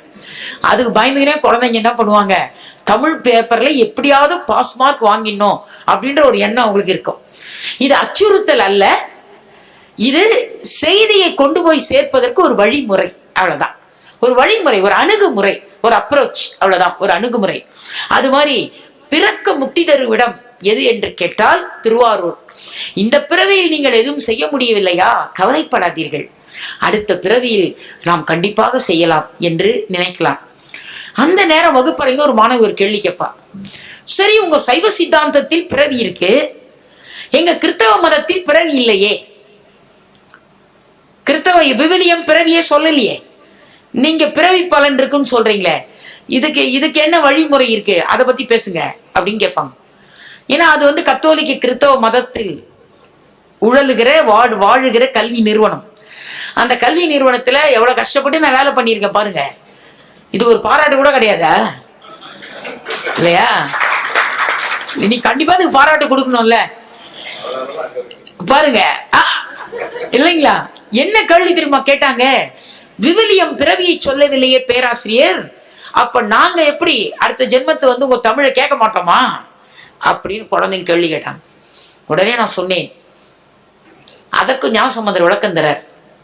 என்ன விளக்கம் தருகிறார் என்று கேட்டால், விவிலியத்தில் பிறவி இல்லை அம்மா, அதை பற்றிய செய்திக்கு நீ போவானா? நான் என்ன சொன்னேன், இப்பிறவியில் உன்னால் நல்லவைகளை செய்ய முடியாவிட்டால் உனக்கு ஒரு வாய்ப்பு இருக்குது, நீ பிறக்க முக்தி தருகிற இடமான் திருவாரூரில் பிறக்க வரும் என்று வேண்டிக்கொள் என்று சொல்லுகிறார் ஞானசம்பந்தர் என்று சொன்னேன். உங்க விவிலியத்தில் இப்பிறவியில் நீ செய்ய வேண்டிய அனைத்து காரியங்களையும் ஒரு கன்னத்தில் அறைந்தால் மறுகன்னத்தில் காட்டு என்று இன்னார்க்கு இன்னபடி என்று அப்பொழுதே இயேசு பெருமான் சொல்லி இருக்கிறான். உங்களுக்கு இன்னும் அதிகமான பொறுப்பு இருக்கு, எங்களுக்காவது பொறுப்பை நாங்க கொஞ்சம் தட்டி கழிக்கலாம், இந்த பிறவியிலனாலும் அடுத்த பிறவியில செஞ்சுக்கிறோன்னு உங்களுக்கு இந்த பிறவிலே செஞ்சு ஆகணும் அனைத்தையும். இவ்வளவு பெரிய பணியை இயேசு பெருமான் கொடுத்திருக்காரு. இனிமேல் சிவபெருமானை பத்தி கமெண்ட் அடிக்க முடியுமோ? முடியாது. ஏன்னா அதிகமான பொறுப்பு உங்க கையில இருக்கு. நீங்க இப்பிறவிலேயே பண்ணிடணும், இப்பிறவிலேயே அந்த பணியை பண்ணுங்கள். எப்படிப்பட்ட பணியை இயேசு பெருமான் கொடுக்கிறார்? இரண்டு பக்கமும் யூதர்கள் சிலுவையிலே அடைக்கிறார்கள், முள் கிரீடத்தை சுமத்துகிறார்கள், உடலெங்கும் ஆணியை அடிக்கிறார்கள். அப்பொழுது கூட முள்கிரீடம் சுமந்த பொழுது இயேசுவின் கண்களில் இருந்து கண்ணீர் வருகிறது. அந்த கண்ணீரை பார்த்த மாத்திரத்தில் ஜெருசலேம் மக்கள் கேட்கிறார்கள், நீ இறைவன் தானே, உன் கண்ணில் ஏன் கண்ணீர் வருகிறது என்று கேட்கிறார்கள். கடவுள் மனித அவதாரம் எடுத்திருக்கிறான் என்பதை உணர்த்துவதற்காகத்தான் இயேசுவின் கண்களில் கண்ணீர் வருகிறது. அந்த கண்ணீர் வந்த பொழுது ஜெருசலேம் மக்கள் கேட்கிறார்கள், உன் கண்ணில் கண்ணீர் வந்ததுக்கு என்ன காரணம் என்று. இயேசு பெருமான் சொல்கிறார், மனிதர்களே, யூதர்களே, நான் என் கண்ணில் கண்ணீர் வந்ததற்கு காரணம் எனக்கு முள்கிரீடம் சுமத்துவதற்காக நான் அழவில்லை, அந்த முள்கிரீடத்தை எனக்கு சுமத்துவதற்காக ஒருவனின் கரம் சுமந்து வந்ததல்லவா, அவன் கரத்தை அந்த முள் தீண்டி இருக்குமோ என நினைந்து நான் அழுதேன் என்று இயேசு பெருமான் சொன்னதாக விவிலியத்தில் செய்தி இருக்கிறதம்மா. அதை விட இன்னொரு செய்தி, எந்தையே, இவர் தம் பிழையை மன்னியும், இவர் செய்வது இன்னதென்று அறிகிறார், தெரியாம தப்பு செய்யறாங்க, நீ மன்னிச்சிடு அவங்கள என்று கடவுள் கேட்டிருக்கிறார். ஆக பாவ மன்னிப்பு என்பது ஒரு ஞாயிற்றுக்கிழமை கேட்டுவிட்டு அடுத்த ஞாயிற்றுக்கிழமை பாவம் செய்வதல்ல. ஒரு ஞாயிற்றுக்கிழமை கேட்டால் வாழ்க்கையில் மீண்டும் பாவ மன்னிப்பே கேட்கக்கூடாது. அப்படிப்பட்ட தத்துவத்தை இயேசு பெருமான் சொல்லி இருக்கிறாரம்மா என்று இவ்வளோ பெரிய விளக்கத்தை நான் அந்த பொண்ணுக்கு சொன்னாதான், வேண்டியது அறிவோயினி வெண்ட முழுவதும் தருவோயினி என்ற மணிவாசக பெருமான் சொன்னது அவளுக்கு புரியும். இப்பதாங்க சொன்னேன், எவ்வளவு கஷ்டப்பட்டு வேலை பண்ணியிருக்கேன் பார்த்தீங்களான்னு, இல்லைங்களா? இவ்வளோ செய்தியை நான் சொல்லணும் அவங்களுக்கு. இப்ப அந்த குழந்தை உள்ளத்துல வேண்டியது அறிவோயினி மணிவாசக பெருமான் சொல்ற, கடவுளை பார்த்து, இறைவா, எந்த சன்னிதானத்திலும் போய் பழவினையை அறுக்கிற விதை தருகிறார். இப்பதான் ஞானசம்பந்தர் எப்படி தரார் பாருங்க. எந்த சன்னிதானத்திலும் போய் நீ இவ்வளவு பாவம் செஞ்சிருக்கிறேன், இனி நான் பாவத்திலிருந்து மீள வேண்டும் என்றெல்லாம் நீ கேட்காதே, வேண்டியது அறிவோய் நீ போய் நின்ன மாத்திரத்திலேயே பெருமானுக்கு தெரியும் நீ என்ன வேண்ட போகிறாயின்னு. அடுத்து பெருமானுக்கு தெரியும் வேண்ட முழுவதும் தருவோய், நீ என்ன வேண்டினியோ அத்தனையும் தரப்போகிறான் இறைவன் என்று சொல்லக்கூடிய தத்துவம் நெஞ்சுக்குள் இருந்தால் பழவினையை நாம் எளிமையாக பார்க்கக்கூடிய ஒரு மனோபாவம் நமக்கு கிடைக்கும் என்பதை இந்த சஞ்சித வினையை பற்றி அறுக்கிற காட்சியை ஞானசம்பந்த பெருமான் காட்டுகிறார். அப்படி காட்டுவதற்காக அவர் 2ஆம் திருமுறையிலே 3 வகையான அற்புதத்தை செய்கிறார். 3 வகையான அற்புதம், மறக்க முடியாத அற்புதம் இந்த 3 அற்புதம். முதல் அற்புதம், அதாவது இந்த ஊர் எந்த ஊர் என்று கேட்டால் திருமறைக்காடு என்ற ஊர். இந்த திருமறைக்காட்டிலே நாவுக்கரச பெருமான் பாடி வேதங்களால் பூட்டி வைக்கப்பட்ட மறைக்கதவு திறக்கப்பட்டது. ஆனால் திறக்கப்பட்ட மறைக்கதவை யார் மூடுவது என்கிற ஒரு பெரிய கேள்வி வந்த பொழுது ஞானசம்பந்தன் போய் பதிகம் பாடி அந்த கதவை மூடுகிறார். அப்ப ஒரு கதவை திறப்பதற்கு பதிகம் இருக்கிறது என்று சொன்னால் கதவை மூடுவதற்கும் பதிகம் இருக்க வேண்டும் அல்லவா? அந்த பதிகத்தை ஞானசம்பந்தர் எடுத்து தருகிறார். இப்படி தருவது மட்டுமல்லாமல் ஒரு மிகப்பெரிய வணிகன் இந்த வணிகன் வாழ்க்கையில் நல்லவைகளை செய்திருக்கிறான், நிறைய தீமைகளையும் செய்திருக்கிறான். அந்த வணிகன் செய்த தீமைகளுக்கு ஏற்ப அந்த வணிகனுடைய மகனை அரவம் தீண்டி விட்டது. அரவம் தீண்டி உயிர் போய் விடுகிறது அந்த மகனுக்கு. அந்த நேரத்தில் அந்த ஊருக்கு ஞானசம்பந்த பெருமான் வருகிறார். இந்த செய்தி கேட்டுவிட்டு உடனடியாக ஞானசம்பந்த பெருமானுக்கு ஒரு தகவல் அனுப்பப்படுகிறது. பெருமானே, ஒரு மிகப்பெரிய வியாபாரியினுடைய மகன் அரவம் தீண்ட பெற்று உயிர் மாண்டு விட்டான். அவனை எப்படியாவது உயிர்ப்பிக்க முடியுமா? உங்கள் பதிகம் அதற்கு பயன்படுமா என்று அவர்கள் கேள்வி கேட்பதற்குள் ஞானசம்பந்த பெருமான் அந்த பதிகத்தை பாடி அப்படியே அந்த குழந்தைக்கு உயிர் தருகிறார்.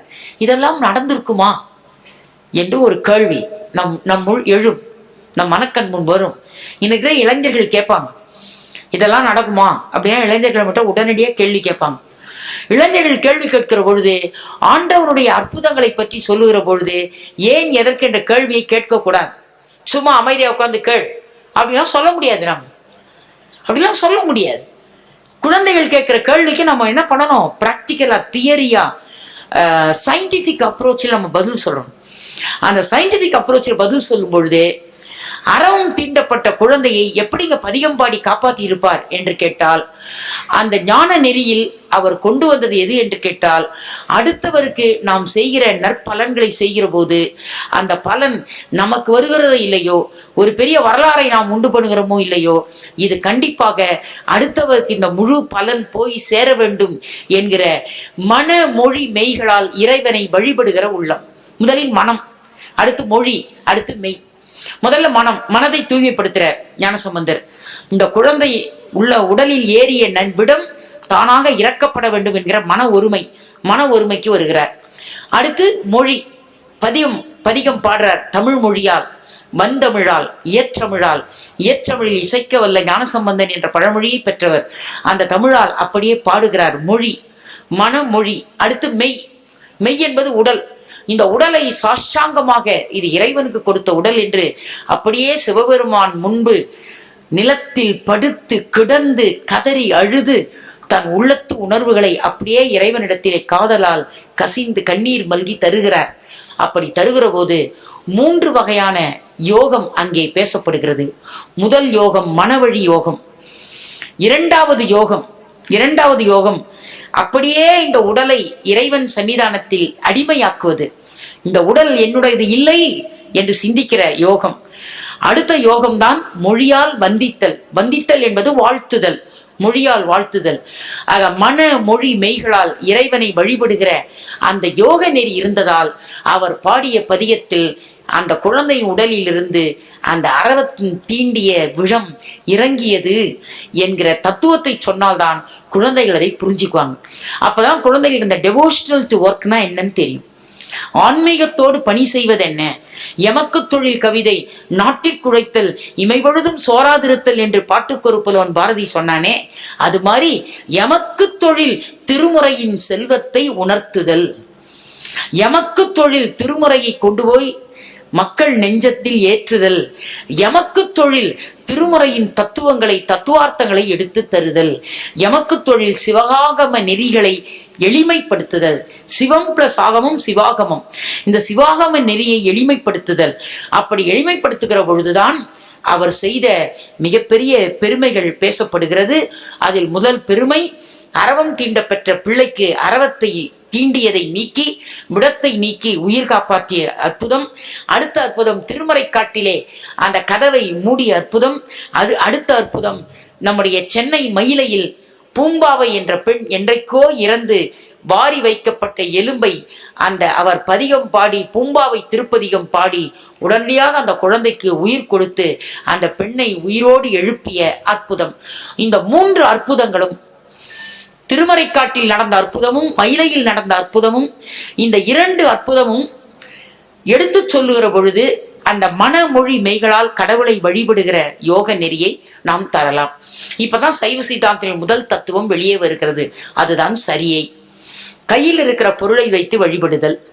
அடுத்ததாக கிரியை என்பது இறைவனை மனதார வாயார நெஞ்சார வாழ்த்துதல், இறைவனுடைய திருப்புகழை பாடுதல். சரி, கையில் ஒரு பொருளும் இல்லை, நான் பரம ஏழை, நான் எப்படி இறைவனை வழிபடுவது? கையில் ஒரு பொருளும் இல்லையே. அதுக்கு ஒரு வாய்ப்பு தருது சைவ சமயம். ரெண்டாவது வாய்ப்பு தருது. என்ன வாய்ப்பு? இறைவனை பற்றி மனதார வாயார பாடுதல், ஓதுதல், ஓதுவா மூர்த்திகள் ஓதுவது போல் ஓதுதல், திருமுறை பாடல்களை பாடுதல். சரி, நான் படிக்காதவன், பாமரன், எனக்கு அதுவும் தெரியாது, நான் என்ன செய்வது? ஏன்னா நம்ம மக்கள் இந்த மாதிரி கேள்வியெல்லாம் கேட்பாங்க. நம்ம மக்கள் கேள்வி கேட்பதில் வல்லவர்கள். அவங்க கேட்கிற கேள்விக்கெல்லாம் பதில் சொல்ல தயாரா இருக்கும். ஆனா அந்த பதில் அறிவுபூர்வமாக இருக்கும். அவங்க மனதை புண்படுத்துவதாக இருக்கக்கூடாது, மாற்றாக அவங்க மனதை பண்படுத்துவதாக இருக்கும். புண்படுத்துவதாக இருந்தால் கேள்விகளுக்கு விடை இல்லாமல் போயிடும். மனம் பண்படுத்துவதாக இருந்தால் வினாக்களுக்கு அங்கே பெருமை நேரிடும் வினாக்களுக்கு. அந்த வகையிலே அந்த செய்தியை அவர்களுக்கு எடுத்து போய் தருகிற போது இரண்டாவது கருத்து சைவ சமயத்துடைய தத்துவம் சரியை கிரியை. அடுத்து, சரி நான் படிக்கலை, நான் பாமரன், எனக்கு ஒன்று தெரியாது, நான் எப்படி இறைவனுடைய திருப்புகளை எல்லாம் பாட முடியும்? வானாகி மண்ணாகி வழியாகி ஒளியாகி ஊனாகி உயிராகி உண்மையுமாய் என்மையுமாய் படிச்சாதானே பாட முடியும். படிக்கல. ஆசிரியர் வகுப்பறையில சொன்னாலும் தெரியல, வகுப்பறையிலும் கேட்கறது இல்லை இல்லைங்களா? இன்றைக்கெல்லாம் மாணவர்களுக்கு 3 கலை தெரியும். ஒரு கலை உறங்கும் கலை, அழகாக தூங்குவாங்க. இரண்டாவது கலை கண்கள் திறந்தே தூங்குவாங்க. மூன்றாவது கலை உலகநாயகி மாதிரி ஆசிரியர் குரலு கூட தூங்குவாங்க. அப்ப எவ்வளவு பெரிய டேலண்ட் பாருங்க இக்கால குழந்தைங்களுக்கு. 3 வகையான கலை தெரிந்தவர்கள் இக்கால மாணவர்கள். அப்ப அந்த 3 கலையையும் நீக்கி நீங்கள் ஆன்மீக கலையை தர வேண்டும் என்று சொன்னால் நாம எந்த அளவுக்கு ஆன்மீகத்தில் ஈடுபாட்டோடு இருக்க வேண்டும் என்பதை சிந்திக்கலாம். ஆக இரண்டாவது மொழி, கிரியை, பூஜை முறை, மொழி. இன்றைக்கு மொழியை பற்றி சிந்திக்கிற போது கோவிலுக்கு போறோம், படிக்க முடியல, பேச முடியல, படிக்கல, சரி மொழி விட்டுருங்க. மூன்றாவது தத்துவம் சைவ சமயம் தருகிறது. அதைத்தான் பழவினையை அறுப்பதற்கு மிகப்பெரிய உபாயமாக ஞானசம்பந்தர் தருகிறார்.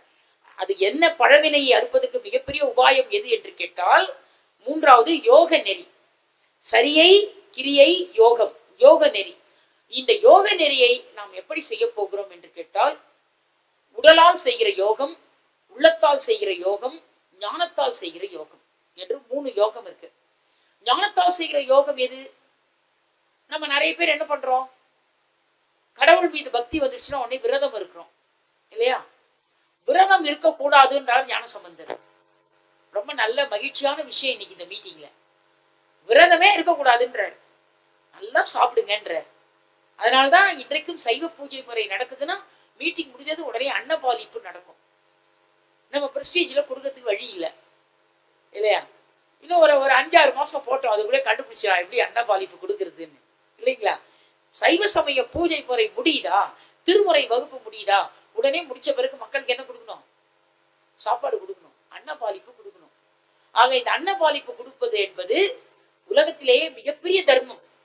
ஏன்னா மனுஷன் உலகத்துல ஒண்ணுதான் போதும்னு சொல்லுவான், அது சாப்பாடு. ஏன்னா அவனுடைய உடல் எஞ்சான் உடல், ஒரு ஜான் வயிறு, ஒரு பிடி இதயம், அவ்வளவுதான்.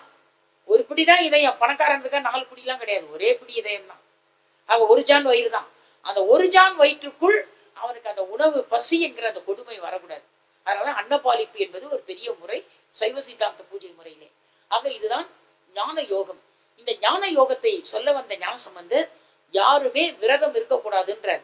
பின்னாடி ஒரு பெரிய திருத்தலத்தில் அந்த பாடலை பாடுற, பின்னாடி நான் சொல்ல இருக்கிறேன், இறுதியில சொல்ல இருக்கிறேன். அந்த விரதம் இருப்பது தேவையில்லாத விஷயம்ன்ற. இப்ப திருநெல்லிப்பள்ளி என்று சொல்லப்படக்கூடிய ஒரு அழகான ஊர். அந்த ஊரிலே ஞானசம்பந்தர் செல்கிறார், உலா போகிறார் ஞானசம்பந்தர்.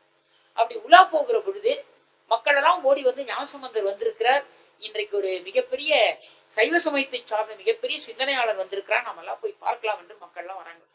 வரும்போது அந்த ஊர் வெறும் பாலை நிலமா இருக்கு.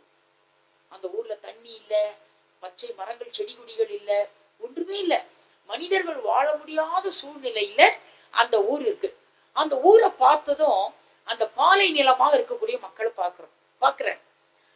சில நேரத்தில் நாம் சில மனிதர்களை பார்க்கிற போது இவங்க எல்லாம் வெறுமனே தோணும். ஏன் இப்படி இவங்க வெறுமனையா வாழறாங்க அப்படின்னு தோணும். சில பேரை பார்த்தா பாலைவனத்தை பார்த்த மாதிரி ஃபீலிங்கே வரும். அதை முதல்ல நம்ம மாத்தணும். எங்க வணக்கத்துக்குரிய பேராசிரியர் எங்கள் பாப்பி கண்ணன் நீங்க இருக்காங்க. அவங்க எங்க ஸ்டெல்லா மேரிஸ் கல்லூரியில 32 வருஷம் சமூக நலத்துறையில் குழந்தைகளுக்கு அந்த ஈரம், இதயத்தில் ஈரம், அதை உருவாக்குவது எப்படின்னு பிராக்டிஸ் கொடுத்தவங்க. அந்த சமூக நலத்துறையில. அந்த மாதிரி ஒரு பிராக்டிஸ் கொடுத்தாங்க. அவங்களுடைய கணவர் மிஸ்டர் கண்ணன் வந்து ஒரு மிகப்பெரிய தமிழ் பரம்பரையை சார்ந்தவர். அவர் வீட்டுக்கு திருவிக்காலம் வந்திருக்காரு. அவரை பார்க்கும் போதே எனக்கு பொறாமையா இருக்கும், இவர் வீட்டுக்கு திருவிக்காலம் வந்திருக்காரு. அந்த காலத்துல அவங்க பிறந்துட்டாங்க அந்த குடும்பத்துல. அந்த மாதிரியான ஒரு பெரிய தமிழ் குடும்பம். இப்ப நான் எதுக்காக அதை சொல்றேன்னா, அந்த இதயத்தில் ஈரத்தை உருவாக்குவது எப்படி? அந்த இதயத்தில் ஈரத்தை உருவாக்குவதற்குரிய வழிமுறைதான் மனிதர்கள் மத்தியில் இருக்கக்கூடிய அன்பினை பெருக்குகிற காட்சி. இந்த பாலை நிலத்தை பார்த்ததும் மிகப்பெரிய கலக்கம் வருகிறது ஞானசம்பந்தனுக்கு. கலக்கம் வந்து இந்த திருநனி பள்ளியில் அவர் சிவபெருமானை நினைத்து ஒன்றே ஒன்று நினைத்து பதிகம் பாடுறார். என்ன நினைக்கிறார் அப்படின்னா, இறைவா, இந்த மண்ணுலகை நீ எதற்காக படைத்தாய்? மனிதர்கள் மகிழ்ச்சியாக வாழ்வதற்காக படைத்தாய். விண்ணும் மண்ணும் எதற்காக இருக்கிறது? மனிதர்கள் மகிழ்வதற்காக இருக்கிறது.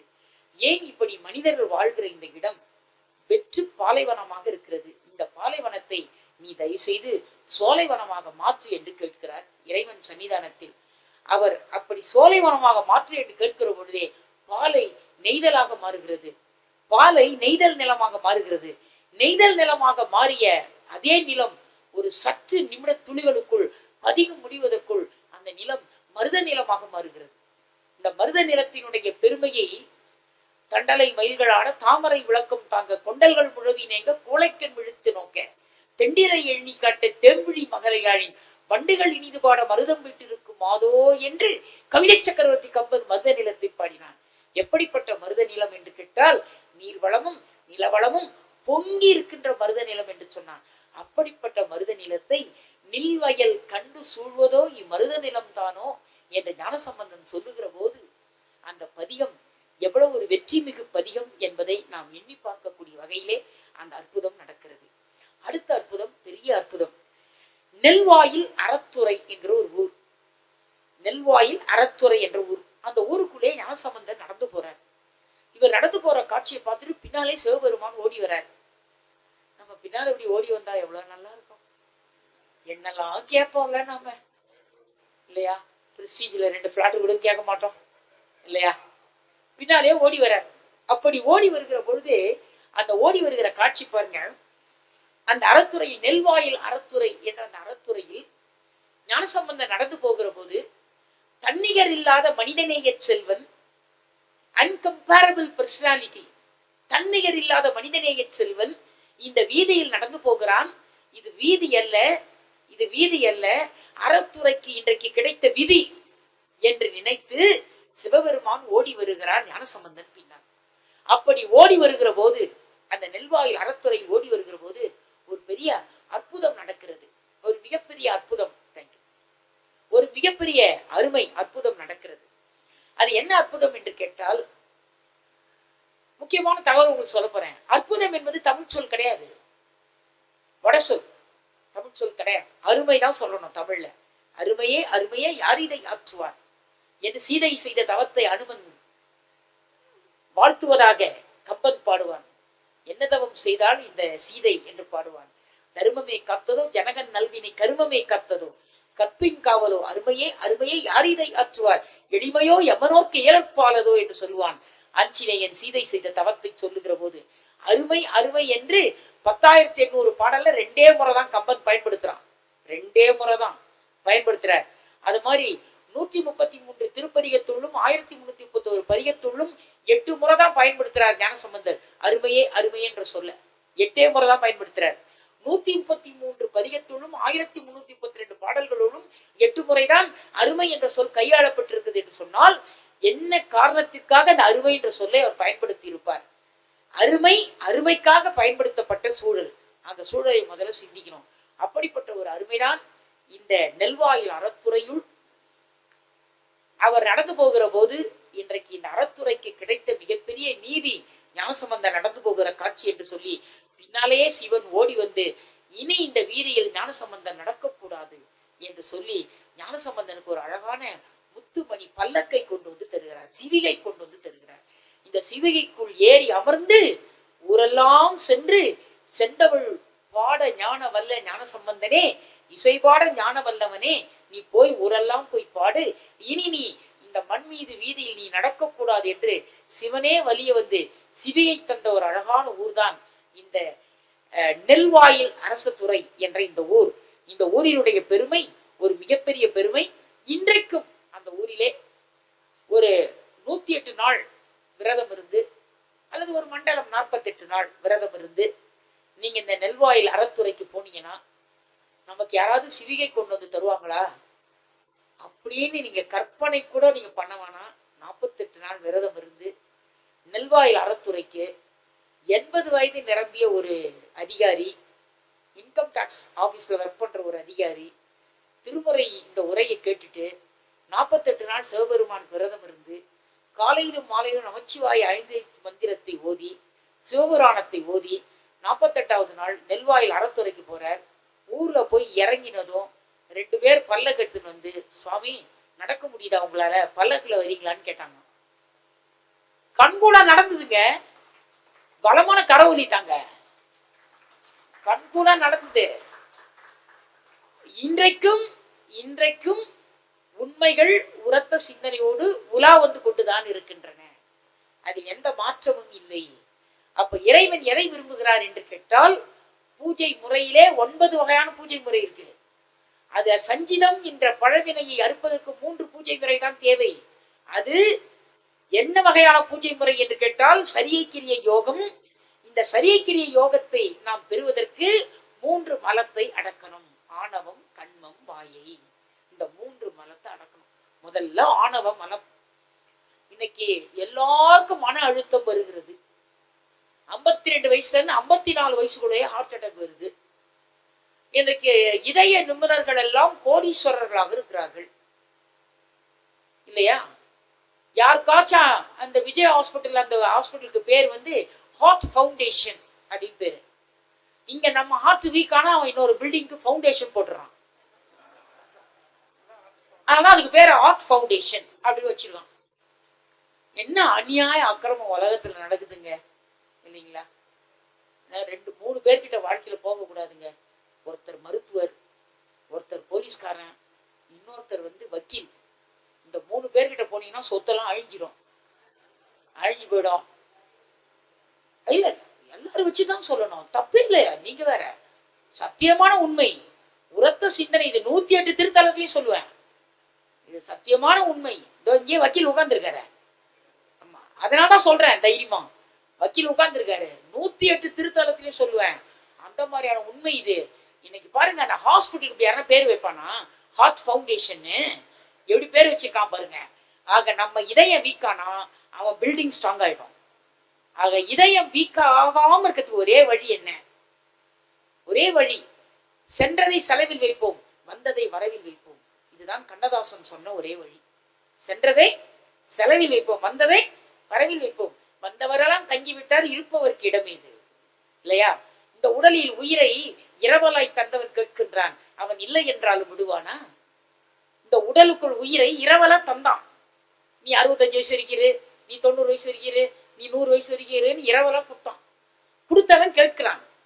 கொடுத்தவன் கேட்கிற போது இல்லை என்றாலும் விடுவானா? உறவை சொல்லி அழுவதாலே உயிரை மீண்டும் தருவானா? எப்படி சொன்னான் பாருங்க தத்துவம் கண்ணதாசன். ஞானசம்பந்தர் சொன்ன சஞ்சிதம் என்கிற பழவினையை அறுக்கிற வழியை திரைப்பட பாடல்ல கண்ணதாசன் இப்படி கொடுத்தார். சட்டி சுட்டதடா, கை விட்டதடா, இப்படி கொடுத்தார்.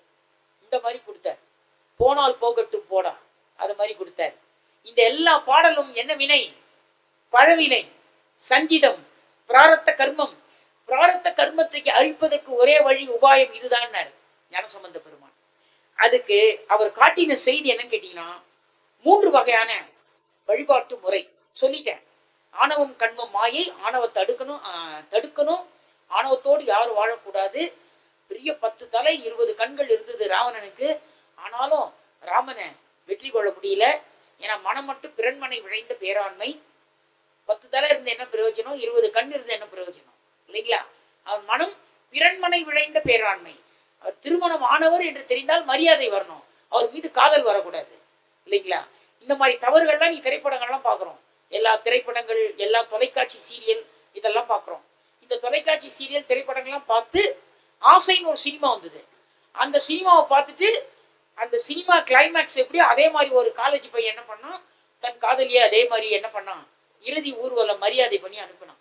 வக்கீல் கேட்டார், ஜட்ஜி கேட்டார் கோர்ட்ல, நீ எப்படி இதை பண்ணேன்னு. அந்த பையன் சொன்னான், ஆசைன்ற சினிமால கிளைமாக்ஸ்ல காட்டினார். ஆக உலகம் எப்படி இருக்கு பாருங்க. உலகம் இந்த மாதிரியான விஷயங்களுக்கெல்லாம் பிராக்டிக்கல் நாலேஜ் கொடுக்குது.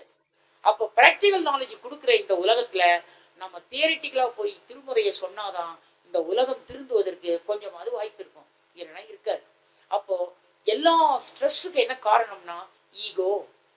இந்த 3 எழுத்து தான் காரணம். இஜிஓ, ஈகோ, இந்த 3 எழுத்து காரணம். இந்த 3 எழுத்தை உடைக்கணும்னா 5 எழுத்து தேவை, நமச்சிவாய, அவ்வளவுதான். அப்ப எவ்வளவு ஈஸியா அந்த 3 எழுத்தை உடைக்கலாம். யார் மீதுனா உங்களுக்கு கோவம் வருதுன்னு வச்சுங்களேன், அப்ப நீங்க என்ன பண்ணுங்க, தனியா ரூம்ல போய் ஒரு 2 நிமிஷம் தனிமையில நின்று நமச்சிவாய வாழ்க, நமச்சிவாய வாழ்க 3 முறை சொல்லிடுங்க. சொல்லிட்டு வெளியே போங்க. அவரை பாருங்க, அவரு உங்க நண்பர் மாதிரி தெரிவார், உங்க கண்ணுக்கு நண்பர் மாதிரி தெரிவார். அப்ப இந்த ஆற்றலை யார் கொடுத்தது என்று கேட்டால் அந்த ஸ்லோகன், அந்த திருமந்திர எழுத்து, வார்த்தை. அந்த வார்த்தை தான் நமக்கு அதை தருது. ஏன்னா இந்த வார்த்தைக்கு என்ன உண்டுன்னு கேட்டீங்கன்னா மந்திரத்தன்மை உண்டு. அதனாலதான் வாயிலிருந்து வருகிற வார்த்தை எப்பொழுதும் மந்திரமாக இருக்கணுமே தவிர தந்திரமாக இருக்கக்கூடாது. அதான் ஞானசம்பந்த பெருமான் பாண்டிய மன்னனுடைய வெப்பு நோயை நீக்குவதற்காக திருநீற்று பதிகம் பாடுற. இறுதியில தம்பி ஜெயமோகன் பாடுவார், இப்ப ராஜ்மோகன் பாடுவார், இறுதியில பாடுவார். அந்த பாடலை கேட்கிற போது நெஞ்சம் உருகி போயிடும், உருகி போயிடும். ஆக மந்திரமாவது நீர், வானவர் மேலது நீர். அந்த திருநீற்று பதிகத்தை பாடும்போது பாண்டிய மன்னனுடைய வெப்பு நோய் அப்படியே நீங்கி விட்டதாம். இப்ப நீங்க நம்பனா நம்புங்க, சிவிகை வந்திருக்குமா வந்திருக்காதன்னு. வெப்பு நோயே நீங்குதுன்னா இப்ப அது என்னதுங்க? What is the meaning of வெப்பு நோய்? வெப்பு நோய்னா என்ன? ஸ்டமக் பெயின் அப்படின்னு சூளை நோய், சூளை நோய், சூடு, சூளை நோய், சூடு, ஸ்டமக் பெயின் இதெல்லாம். ஆனா இந்த கேன்சர் இன்ஸ்டிடியூட் சாந்தா என்ன சொல்றாங்க, கேன்சர் நோய், புற்றுநோயின் அறிகுறி அப்படின்னு சொல்றாங்க. இதுதான் வெப்பு நோய்.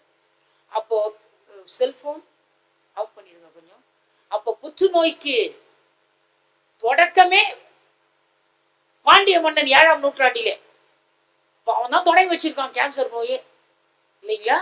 அவன் காலத்திலே இருந்திருக்கு பாருங்க, இல்லையா? எவ்வளவு கொடூரமான நோயா இருக்கும் இது. அந்த நோயை பிராக்டிக்கலா நடந்ததுங்க, என் லைஃப்ல நடந்தது நான் உங்களுக்கு சொல்றேன். நீங்க அப்படியே கண் கலங்கிடுவீங்க. என் லைஃப்ல நடந்தது நான் உங்களுக்கு சொல்றேன். இந்த வெப்பு நோயை நீக்குவதற்கு பாண்டிய மன்னன், வெப்பு நோயை நீக்குவதற்கு ஞானசம்பந்த பெருமான் எப்படி இந்த திருநீற்று பதிகம் பாடி அது போச்சு அப்படின்றதுக்கு நானே உதாரணம். இது உண்மையா? நானே உதாரணம். என் 1990 திருமணம் நடந்தது. 98 வரை எனக்கு குழந்தை கிடையாது. அப்போ என் கணவர் என்ன சொன்னார், உனக்கு நான் குழந்தை, எனக்கு நீ குழந்தை, வேண்டாமான்னு. இந்த ட்ரீட்மெண்ட்டுக்கு போக வேண்டாம். நான் வலுக்கட்டாயமா ட்ரீட்மெண்ட்டுக்கு போகணும்னு சொன்னேன். போயிட்டு ஃபெர்டைல் ட்ரீட்மெண்ட்டுக்கு போனோம். போயிட்டு 6 மாத காலம் அந்த ஃபெர்டைல் இன்ஜெக்ஷன்ஸ் ட்ரீட்மெண்ட்லாம் நடந்தது. நடந்த பிறகு அந்த 6 மாதம் கழிச்சு எனக்கு 1 month ஃபீவர், நான் ஸ்டாப் ஃபீவர், காலையில இருந்து நைட் வரைக்கும் ஃபீவர். ஜுரம் குறையவே குறையாது. காலையில 6 மணில இருந்து 8 மணி வரைக்கும் ஜுரம் இருக்கும், அப்புறம் ஜுரம் விட்டுரும். சூரியன் வர வர ஜுரம் விட்டுடும். நான் உடனே கிளம்பி காலேஜ் போயிடுவேன். ஜுரம் போயிடுச்சு, குளிர் விட்டுடுச்சின்னு வாங்களே, அது மாதிரி நான் போயிடுவேன். மாலை நான் வீட்டுக்கு வரதுக்குள்ளேயே ஃபீவர் வந்துடும். வரும்பொழுது சொட்டர்லாம் போட்டு ரெடி ஆயிடுவேன். என் மைண்ட் சொல்லும் ஃபீவர் வரப்போகுதுன்னு, ரெடி ஆயிடுவேன். 1 மாத காலம் அடங்கவே இல்லைங்க ஃபீவர். அமெரிக்காவிலே நண்பர் ஒருத்தர் வந்தார், மருத்துவர். என்னை டெஸ்ட் பண்ணி பார்த்துட்டு, பழனி, என் கணவர் பேர் பழனி, உங்க மனைவி ரொம்ப டேஞ்சரா இருக்காங்க, சீக்கிரம் அவங்கள ஹாஸ்பிட்டல் கூட்டு போங்க, அட்மிட் பண்ணிடுங்க. 4 மணி நேரத்துக்குள் அவங்களுக்கு இப்ப uterus removed, ovaries remove surgery நடக்கணும்னு சொல்லிட்டாங்க. அப்ப எனக்கு 38 இயர்ஸ் தான், பண்ணணும்னு சொல்லிட்டாங்க, ரிமூவ் பண்ணணும்னு சொல்லிட்டாங்க. காரணம் என்னன்னு கேட்ட பொழுது, அந்த ஃபெர்டைல் ட்ரீட்மெண்ட் கொடுத்த பொழுது இவங்க பிளட் குரூப் A1 பாசிட்டிவ், என் பிளட் குரூப். ஆனா எனக்கு கொடுக்கப்பட்ட ஃபெர்டைல் ட்ரீட்மெண்ட் RH நெகட்டிவ். அது கொடுக்க வேண்டிய இன்ஜெக்ஷன் எனக்கு கொடுத்துட்டாங்க. 1 மாத காலம் கொடுத்துட்டாங்க. அது 17 இன்ஜெக்ஷன் கொடுத்துட்டாங்க. அதனால என்னுடைய ஓவரிஸ் யூட்ரஸும் அழுகி போயிடுச்சு அப்படியே. அப்போ அதனால்தான் அந்த ஃபாரின் பார்ட்டிகள் உள்ள இருக்கிறதுனால தான் நான் ஸ்டாப் ஃபீவர் அப்படின்னு சொல்லி ரிமூவ் பண்ணிட்டாங்க. ரொம்ப மேஜர் சர்ஜரி சடனா நடந்துச்சு, ரிமூவ் பண்ணிட்டாங்க. எல்லாம் பண்ணி முடிச்ச பிறகு 3வது நாள் நான் இன்னும் அந்த மருத்துவர் குரியன் ஜோசப் கிட்ட நான் போல, இன்னுமே நான் போல. அவர் என்ன மாதிரி மருத்துவரா இருப்பார் பாருங்க. 3வது நாள் நான் டிஸ்சார்ஜ் ஆகி வந்தேன். அந்த 3 நாள் நான் படிச்சது திருநீற்றுப்பதிகம். வேற ஒண்ணுமே நான் படிக்கல. எனக்கு ஒரு மருந்தும் கொடுக்கல, ஒரு மாத்திரை கூட எனக்கு கொடுக்கல, எதுவுமே கிடையாது. 3 நாள் திருநீற்றுப்பதிகம் படிச்சுட்டு நான் டிஸ்சார்ஜ் ஆகி வரேன். என்னோட ரிப்போர்ட்டை என்ன பண்ணாங்க, கேன்சர் இன்ஸ்டிடியூட் அனுப்புனாங்க. அடையார் கேன்சர் இன்ஸ்டியூட் அனுப்புனே டாக்டர் சாந்தா பார்த்துட்டு, இது அவங்க கொடுத்த ரிப்போர்ட்ல கேன்சர் 3rd ஸ்டேஜ்னு இருக்கு. அதாவது அந்த ரிமூவ் பண்ண ஹாஸ்பிட்டல்ல கொடுத்த ரிப்போர்ட் கேன்சர் 3rd ஸ்டேஜ்னு இருக்கு. டாக்டர் சாந்தா செக் பண்ணிட்டு, இல்ல கேன்சர் நோய் இல்ல, ஆனால் நீங்க வெளியே சர்ஜரி பண்ணதுனால she must go to கீமோதெரபின்னு சொல்லிட்டாங்க. அப்பதான் என் தலைமுடியெல்லாம் போயிடுச்சு. அப்போ நான் கீமோதெரபிக்கு போனேன். 6 தெரபி முடிஞ்சுது. அந்த 6 தெரபி 22 நாளைக்கு ஒரு முறை ஒரு தெரபி நடக்கும். 22 days once 6 தெரபி. 6 தெரபி முடிஞ்சதும் அந்த 6 மாதம் காலேஜ் மெடிக்கல் லீவ் போட்டுட்டு அந்த 6 மாத காலமும் நான் என்னாச்சும் 600 முறை திருநீற்றுப்பதிகம் படிச்சிருப்பேன். 600 முறை படிச்சிருப்பேன். மந்திரமாவது நீர், எப்ப பார்த்தாலும் என் வாய் ஒலிச்சுக்கினே இருக்கும். மந்திரமாவது நீரு, வானவர் மேலது நீரு, சுந்தரமாவது நீரு, வாயில வந்துட்டே இருக்கும். அப்படியே அது பாடு ஒலிச்சிட்டே இருக்கும். ஒரு வீடியோ மாதிரி ஒலிச்சிட்டே இருக்கும், அப்படியே ஆடியோ மாதிரி. 600 முறை படிச்சிருப்பேன். அதன் பிறகு ட்ரீட்மெண்ட் முடிச்சு காலேஜ் போய் டியூட்டி ஜாயின் பண்ணிட்டேன். ஆனால் நம் மனைவிக்கு ராங் ட்ரீட்மெண்ட் நடந்ததே.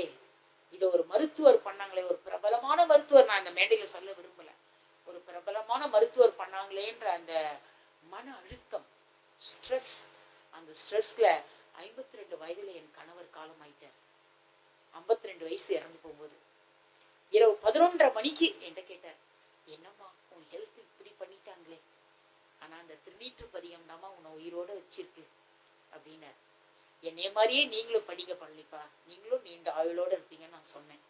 நான் சொல்லும்போது மணி 11:30, அவர் உயிர் விடும்போது மணி 2:45. அந்த அழுத்தம், இரவெல்லாம் அந்த மன அழுத்தம். அதனால நான் உங்களுக்கு எல்லாருக்கும் இந்த விழால சொல்றது, ஸ்ட்ரெஸ் வச்சுக்காதீங்க, மன அழுத்தத்தை வச்சுக்காதீங்க. அழுத்தம் மண்டையில ஏறினா ஈகோ, இதயத்துல ஏறினா ஹார்ட் அட்டாக், கீழே ஏறினா இதய வலி, மேல ஏறினா ஆணவம் மேல போயிடும். ஆணவம். ஜெயலலிதா மரணம் நடந்த போது எங்க மாணவர்கள் கேட்டாங்க, முதலமைச்சர் ஜெயலலிதா மரணத்தை குறித்து உங்களுக்கு கருத்து என்னன்னு கேட்டாங்க. அப்ப நான் சொன்னேன், 5 கருத்து சொன்னேன் குழந்தைங்களுக்கு.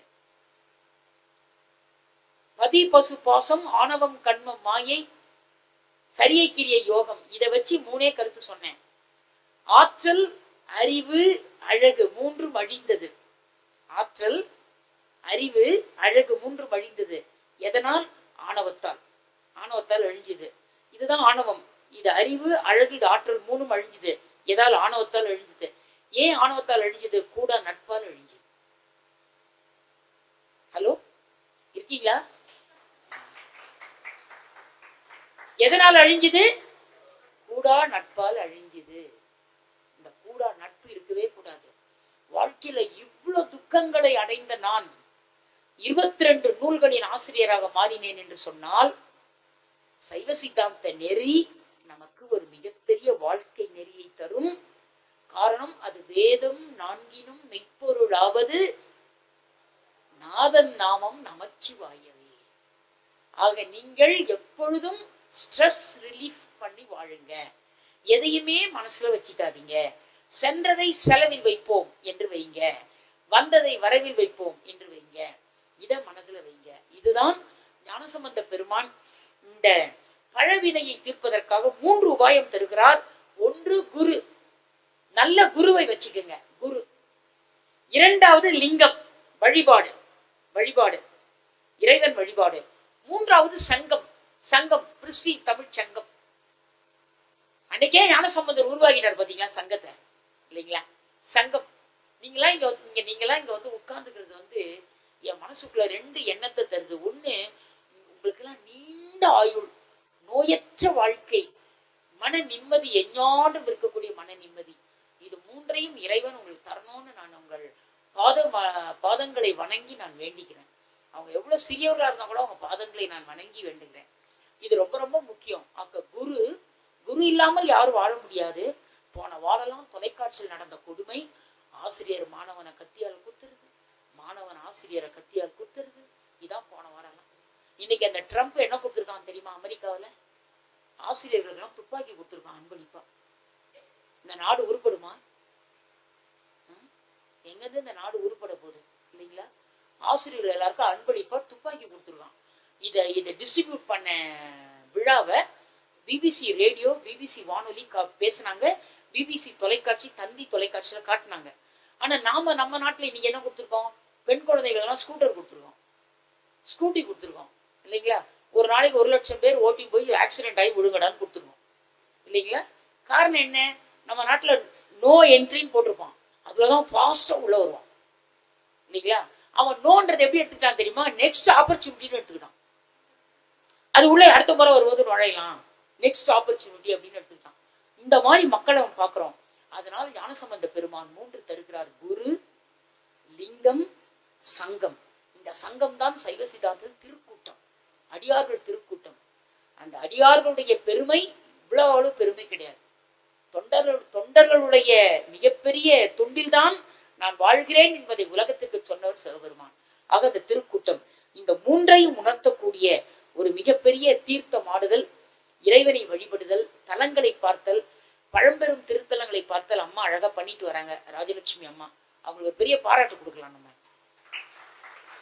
இந்த பழம்பெரும் திருக்கோயில்கள் கொண்டு போய் ஒவ்வொரு வாரமும் 2வது சனிக்கிழமை, 3வது சனிக்கிழமை, ஞாயிற்றுக்கிழமை நம்ம கொண்டு போய் அழகா வேன் வச்சு அரேஞ்ச் பண்ணி கூட்டிட்டு போய் காட்டுறாங்க.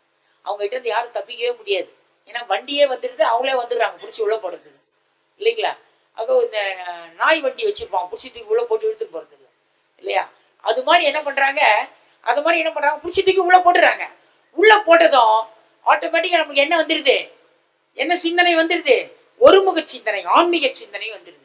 அந்த ஆன்மீக சிந்தனை வருகிற பொழுது நம்முடைய மன மொழி மெய்களால் இறைவனை வழிபடுகிற தத்துவம் பிறந்துடுது. அந்த தத்துவம் பிறக்கிற பொழுது நம்ம என்ன பண்ணுவோம்? தன்னையே அழித்தல்.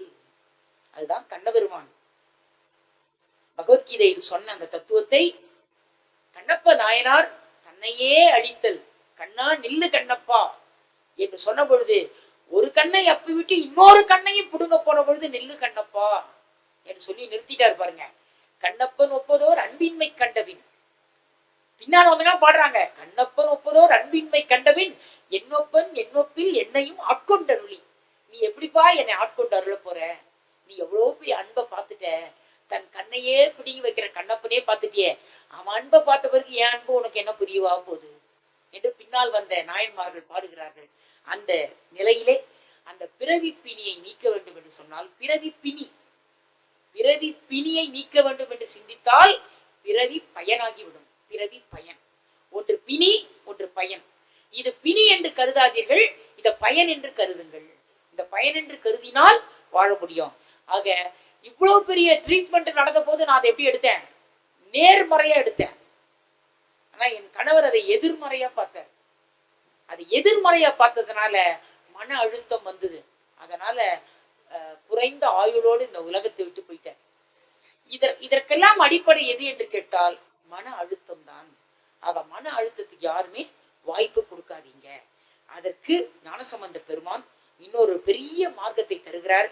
பிறவி பயனை அறுத்து ஒழிக்கும் மார்க்கம். அறுத்து ஒழிக்கும் மார்க்கம், பிறவி பயனை அறுத்தொழிக்கும் மார்க்கம் 2 தான். நல்லவைகளையே சிந்தித்தல், நல்லவைகளையே செய்தல், நல்லவைகளையே உணர்தல். வேற எதுவுமே கிடையாது, வேற ஒண்ணுமே கிடையாது. எட்டயபுரத்து திண்ணையில் பாரதி உட்கார்ந்துருக்கான், ஒருத்தன் அழுதுட்டு ஓடுறான். பின்னாலே ஓடி போனான் பாரதி. டேய் ஏன்டா அழுதுட்டு ஓடுறேன்னு கேட்டான். என் பின்னாடி ஏதோ துரத்துது சாமின்னா. எங்க ஓடு பார்க்கலாம் அப்படின்னா அவனை ஓட விட்டு பாரதி பின்னால் போனா ஓடனவனுடைய நிழல் தான் அவனை துரத்தி இருக்கு. கண்டுபிடிச்சிட்டு பாரதி என்ன சொன்னான் தெரியுமா? அந்த முட்டாளை கூப்பிட்டு சொல்லறே, டேய் முட்டாள், உன்னை துரத்தி இது நிழல் தான் சொல்லல. ஏன்னா அது கூட புரியாத தத்துவத்தில் அவன் வாழறான், அவனுக்கு அது கூட புரியாது. அதனால வேகமா ஓடி வந்த பாரதி என்ன பண்ணான்? தன் வீட்டு திண்ணையில உட்கார்ந்தான். எழுத்தான், எழுதுகோலை எடுத்தான், தாளை எடுத்தான். அற்புதமான ஒரு கவிதை எழுதினான். நெஞ்சு பொறுக்குதில்லை இந்த நிலைகெட்ட மனிதரை நினைத்து விட்டான். அஞ்சி சாவாரிவர் அவனியில் அஞ்சாத பொருள் ஒன்றுமே இல்லை. தன் நிழலை பார்த்து கூட அழுவான், பயப்படுவான். அஞ்சாத பொருள் ஒன்றுமே இல்லை. ஆக பாரதி தானா உருவாகலைங்க, நாம தான் பாரதியாரை உருவாக்கி இருக்கிறோம். இந்த மாதிரி ஒரு ஆள் இல்லைன்னா இந்த கவிதை கிடைச்சிருக்குமா? கிடைச்சிருக்காது. இல்லை, என்ன மாதிரி ஒரு ஆளை உருவாக்கி இருக்கோம் பாருங்க. நம்மள மாதிரி ஆட்கள் இல்லைன்னா, அறியாமை நிறைந்தவர்கள் இல்லைன்னா, பாரதி மாதிரி அறிவானவன் நம்மளுக்கு கிடைக்காமலே போயிருப்பான் இல்லைங்களா? ஸோ இன்னைக்கு குழந்தைங்க 3 கேள்வி கேட்குறாங்க. எது விஞ்ஞானம், எது மெஞ்ஞானம், எது அஞ்ஞானம் கேள்வி கேட்குறாங்க. விஞ்ஞானம் என்பது ஏன் எதற்கு என்ற கேள்வியை கேட்பது. மெஞ்ஞானம் என்பது ஏன் எதற்கு என்ற கேள்வியை கேட்கக்கூடாதது. அஞ்ஞானம் என்பது எங்க கேட்கணுமோ அங்க கேட்காமல் வாய் மூடி இருப்பது. புரியுதுன்னு நினைக்கிறேன். நான் குழப்பல இல்ல, நான் குழப்பல இல்ல. ஆமா, ஏதோ விசு வசனம் மாதிரி இருக்க. எங்க பேராசிரியர் அறிவொளின்னு திருச்சியில இருந்தார். அவர் சொல்லுவார், ஒரு செருப்பு கடைக்கு போனேன், 7வது நம்பர் செருப்புன்னு சொன்னேன், கொடுத்தான், போட்டு பார்த்தேன், சரியா இல்லைன்னு சொன்னேன். அவன் சொன்னான், நடக்க நடக்க சரியாயிடும் போயான்னா. அது எப்படியா சரியாகும்னு கேட்டேன். அது சராசரியானா சரியாயிடும்னா. சரியில்லாத ஒன்று சரியாகணும்னா அது முதல்ல சராசரி ஆகணும். சரியில்லாத ஒன்று சரியாகணும்னா அது சராசரி ஆகணும். அப்ப அது சரியாயிடும். தத்துவம் புரியுது உங்களுக்கு? அது மாதிரி ஒரு தத்துவம் இது. விஞ்ஞானம் என்பது ஏன் என்ற கேள்வியை கேட்பது, மெஞ்ஞானம் என்பது ஏன் என்ற கேள்வி கேட்கக்கூடாதது, அஞ்ஞானம் என்பது எங்கு கேட்க வேண்டுமோ அங்கு கேட்காமல் வாய் மூடி இருப்பது, அதுதான் அஞ்ஞானம். இந்த 3 நெறியையும் ஒற்றை சொல்லிலே உடைக்கிறார் ஞானசம்பந்த பெருமான். ஒரே சொல்லுல உடைக்கிறார். ஒரு சொல், அது என்ன சொல் என்று கேட்டால், பிறவி பயனை அறுத்தொழிக்க ஒரு சொல்தான் தேவை, இன்னார் இனியார் என்று பாராது எல்லோரிடத்திலும் காட்டுமின் நிறைந்த அன்பு. நிறைந்த அன்பு, நிறைஞ்ச அன்பை காட்டுங்க. என்னால ராஜ்மோகன் மாதிரி பாட முடியாது.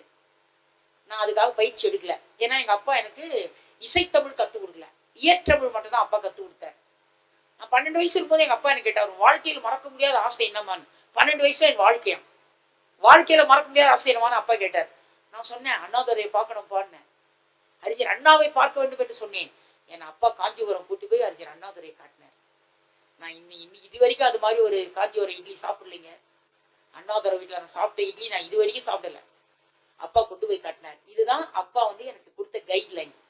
அந்த மேடை பேச்சு கலைக்காக தலைவனாய் இருக்கக்கூடிய அண்ணாவை நான் பார்க்க வேண்டும் என்று சொன்னபோது உடனே காட்டினார்.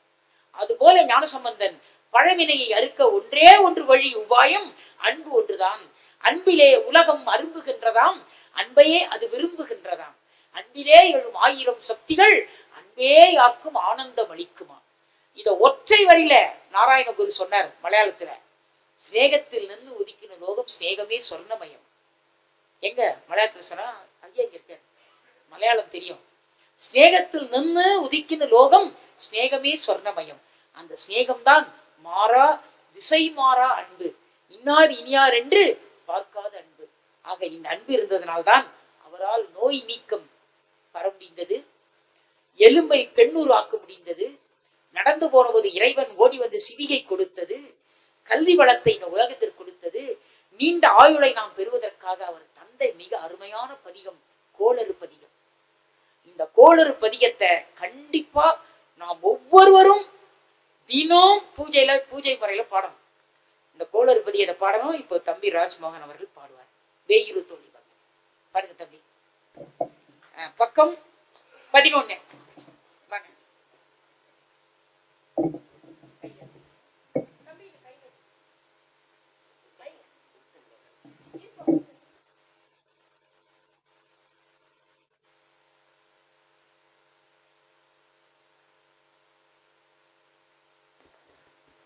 திருச்சிற்றம்பலம். தென்னாடுடைய சிவனே போற்றி, எந்நாட்டவர்க்கும் இறைவா போற்றி.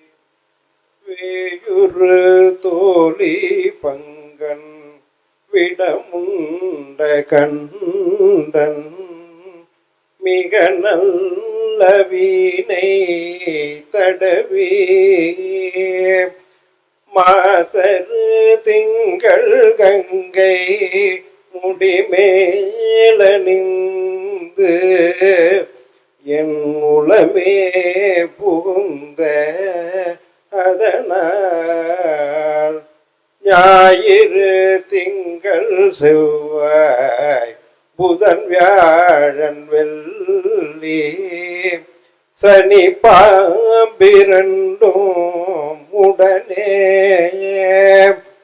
ஆசரு நல்ல நல்ல அவை நல்ல நல்ல அடியாரவர்க்கு மிகவே.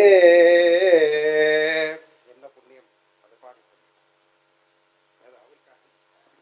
என்ன புண்ணியம் செய்தனை நெஞ்சமே இருங்கடல் வையத்து. என்ன புண்ணியம் செய்தனை நெஞ்சமே இருங்கடல் வையத்து. முன்னம் நீ புரி நல்வினை பயனிடை முழுமணி தரளங்கள் மண்ணு காவிரி சூழ் திருவள்ளஞ்சொழி வானனை வாயார பண்ணி ஆதரித்து எத்தியும் பாடியும் வழிபடும் அதனாலே மாதோர் கூரனை வள்ளஞ்சொல்லி மருவிய மருந்தினை வயற்காழி நாதன் வேதியும் ஞான சம்பந்தன் வாய் நவிற்றிய தமிழ் மாலை ஆதரித்திசை கற்றுவல்லார் சொல்ல கேட்டுகந்தவர் தம்மை வாதியாவினை மறுமைக்கும் யோமைக்கும் வருத்தும் வந்தடையாவே.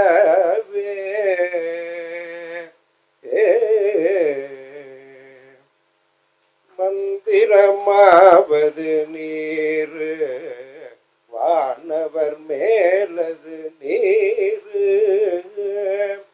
சுந்தரமாவது நீரு துதிக்கப்படுவது நீரு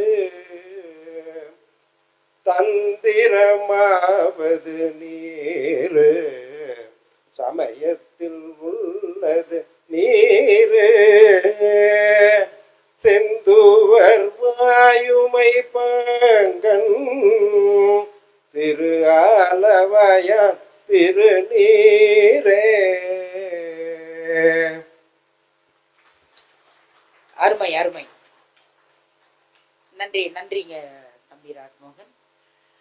நண்பர்களே, நிகழ்ச்சியின் நிறைவு பகுதி வந்திருக்கிறோம்.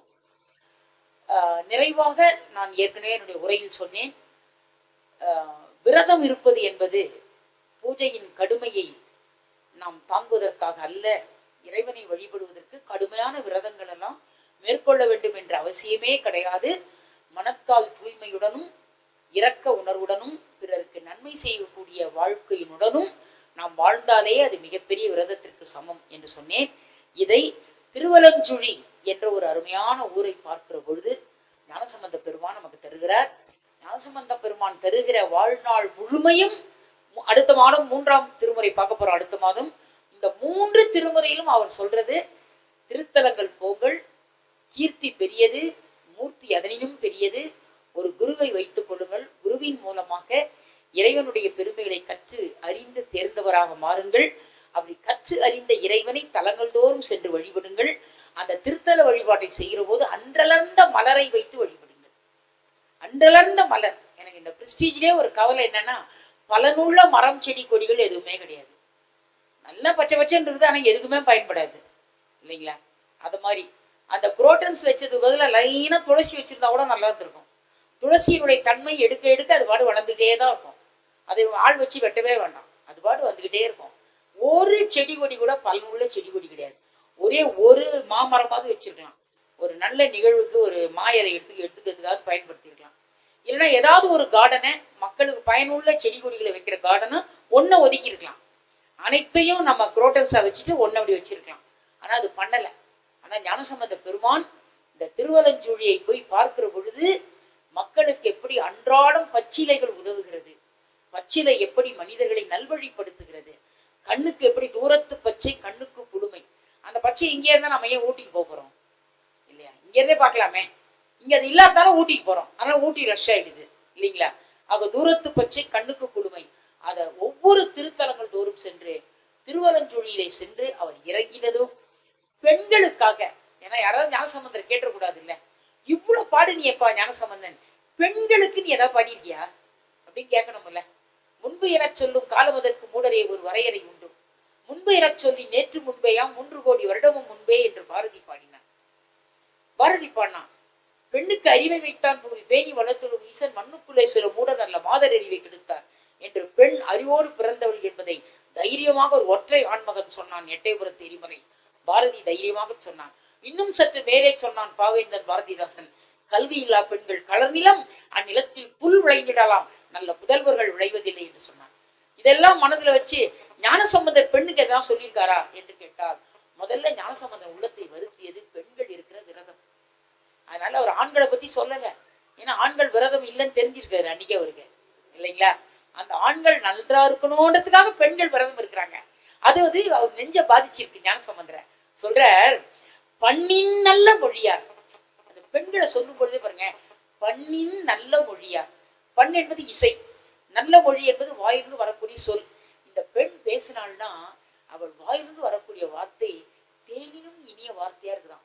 நான் நினைக்கிறேன் அதான் பாரதி செந்தமிழ் நாடு எனும் போதினிலே இன்பத்தேன் வந்து பாயுத காதினிலேன்னு சொல்லியிருப்பான்.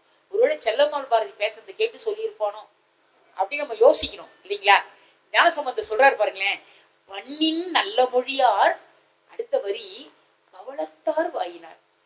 அதாவது பவளம் போன்ற வாயினின்று பிறக்கக்கூடிய செந்தமிழ். எனக்கு எங்க செயற்குழு எங்க செயலாளர் இணை செயலாளர் ஜாஸ்மின் அவர்கள் பேசும்போது இந்த ஞாபகம் வரும். அந்த வரி பவளத்தார் வாயினர், பவளம் போன்ற வாயினின்று உதிக்கிற செஞ்சொற்கள். அவ்வளோ அழகா தமிழ் பேசுவாங்க ஜாஸ்மின், கேட்க இனிமையா இருக்கும்.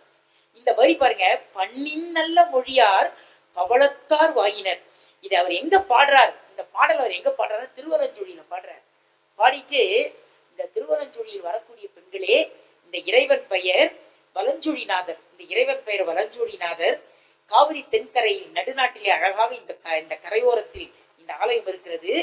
இந்த ஆலயத்தில் இருக்கக்கூடிய கற்பக நாதீஸ்வரர் என்கிற ஒரு மிகப்பெரிய இறைவன், அந்த அம்மா கற்பகாம்பாள் என்று ஒரு பெரிய அம்மையார் இருக்கிறார். இவர்களெல்லாம் வழிபடுகிற பெண்களே, உங்கள் பவளம் போன்ற வாயிலிருந்து மென்மையான செஞ்சோர்கள் வந்து விழுகிற இந்த காட்சி, நீங்கள் இருக்கிற விரதத்தை எண்ணி எண்ணி நான் இயங்குகிறேன். ஆக ஒரு செய்தியை தெரிந்து கொள்ளுங்கள், விரதம் இருப்பதால் மட்டுமே ஞானம் வரப்போவதில்லை. விரதம் இருப்பதால், விரத நாட்டம் இருப்பதால் ஞானம் வரப்போவதில்லை. அறிவு நாட்டம் இருந்தால் தான் ஞானம் வரும். விரத நாட்டம் ஞானத்தை தராது, உடல் மெலிவை வேண்டுமானாலும் தரும், ஆனால் ஞானத்தை தராது. அதனால் விரத ஞானம் அது தேவையில்லாத ஒன்று. தயவுசெய்து நீங்கள் அந்த உடல் வாட்டம் ஞானத்தை தராது, அறிவின் நாட்டம் தான் ஞானத்தை தரும்.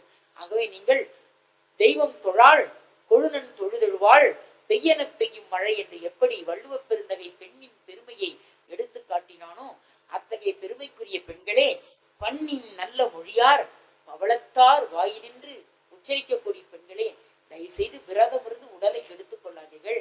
இறைவன் மெய்ஞானத்தால் உங்களை வந்து அடைவான், கவலைப்படாதீர்கள் என்று சொல்லி ஒரு அரும்பெருமையான செய்தியை பெண்களுக்காக திருவலஞ்சுழிநாதரை பாடுகிற போது ஞானசம்பந்த பெருமான் சொன்ன இந்த தகவலை இறுதியாக வைத்து, இனி வருகிற திருமுறை கூட்டங்களுக்கு பெண்களை நிறைய அழைத்து கொண்டு வாருங்கள்.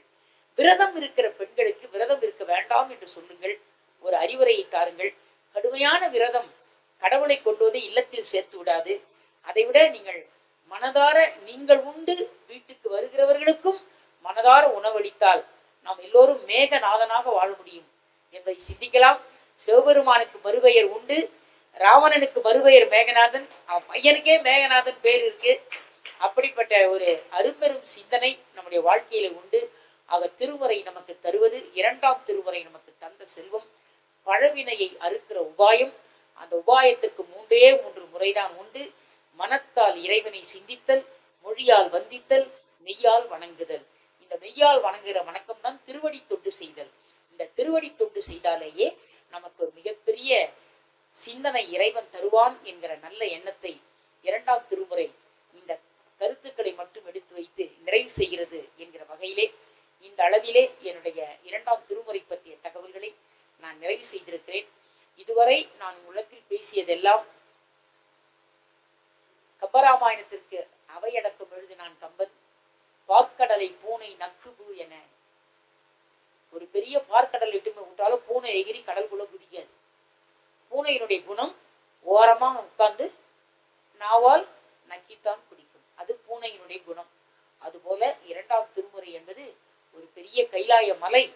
அந்த மலைக்குள் காற்று வந்தால் கடல் அலை அசையும், மரம் அசையும், செடி கொடி அசையும்.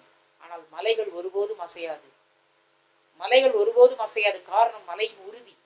அப்படிப்பட்ட உறுதியை ஐந்தெழுத்து மந்திரம் உங்களுக்கு தரும் என்ற தத்துவத்தை ஞானசம்பந்த பெருமான் இரண்டாம் திருமுறையிலே நிறைவாக வைக்கிறார் என்று சொல்லி உங்கள் அனைவருடைய திருவடி கமலங்களுக்கு என்னுடைய நெஞ்சார்ந்த வணக்கத்தை தெரிவித்து உங்கள் பாதங்களை குனிந்து பாருங்கள், உலக நாயகன் நன்றி மலர்கள் வந்து சேர்ந்திருக்கும் என்று சொல்லி இந்த அளவிலே என்னுடைய உரையை நிறைவு செய்கிறேன்.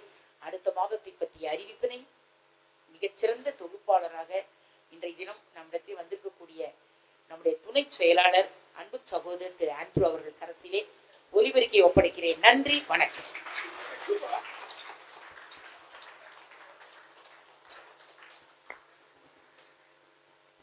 நன்றி முனைவர் அவர்களே. நம்மளோட சிந்தனைக்கு திருமுறை உரை. இப்பொழுது இன்றைக்கு நல்லொரு விருது பெற்ற ஸ்ரீகண்ட சுவாமி HVS சார் வந்து செவிக்கு உணவு பாட்டு.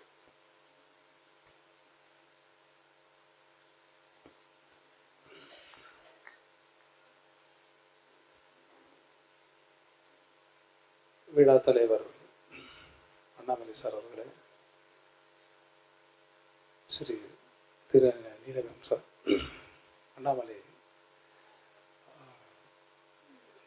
மேகநாதன் சார் அவர்களே, என் மீது அன்பு பொய்து கொண்டிருக்கும் திருமதி உலகநாயகி பழனி பேராசிரியர் முனிவர் அவர்களே, என் அழைப்பினை ஏற்றி வந்திருக்கும் என்னுடைய நண்பர்களே, எல்லோருக்கும் என் முதல்கண் வணக்கம். இந்த அவார்டு எனக்கு கொடுத்துருக்காங்க. எந்த அளவுக்கு தகுதின்னு எனக்கு உண்மையாக தெரியல. இருந்தாலும் ரொம்ப சந்தோஷமாக எடுத்துக்கிறேன். என் வாழ்க்கையில் இது ஒரு முக்கியமான நாளாக என்னுடைய ஹிஸ்ட்ரியில் எழுதி வைக்கிறேன்.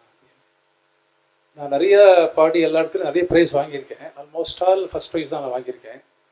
சம்டைம்ஸ் செகண்ட் ப்ரைஸும் நான் வாங்கியிருக்கேன். சம்டைம்ஸ் ப்ரைஸ் வாங்காமல் வெறும் கூட வந்திருக்கேன். Sometimes it's so happen.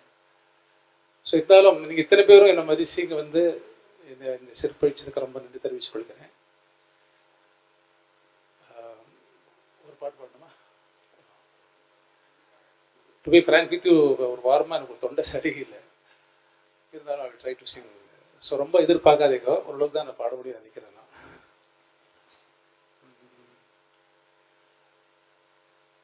Subramaniya Bharathiyar இதனை பாட்டு. அதை பற்றி தான் நம்ம பேசணும். நாங்கள் இப்போ எனக்கு உலகநாயகி அவர்கள் அவருடைய வாழ்க்கையை பற்றி சொல்லும் போது உள்ளுக்குள்ளே எழுதுண்டே இருந்தேன். ஆக்சுவலாக எவ்வளோ கஷ்டப்பட்டு இப்படி வந்திருக்காரு அவர், எப்படி தாங்கிட்டு இவ்வளோ சந்தோஷமாக இதை நடத்த முடியுது அவரால் எங்களை பார்க்கும்போது ரொம்ப ஆச்சரியமாக இருக்கு எனக்கு நிஜமாவே. இப்போ ஏற்பட்ட பெண்மணி பார்க்குறதே ஒரு பெரிய பாக்கியமாக நினைக்கிறேன் இல்லையா? எனக்கு ரொம்ப சந்தோஷம். என்னோட நண்பர் ஒரு சொன்னார், இந்த அவார்டை வந்து உங்களுக்கு பத்மஸ்ரீ அவார்டுக்கு ஈக்குவல் ஆனது அப்படின்னு சொன்னார்.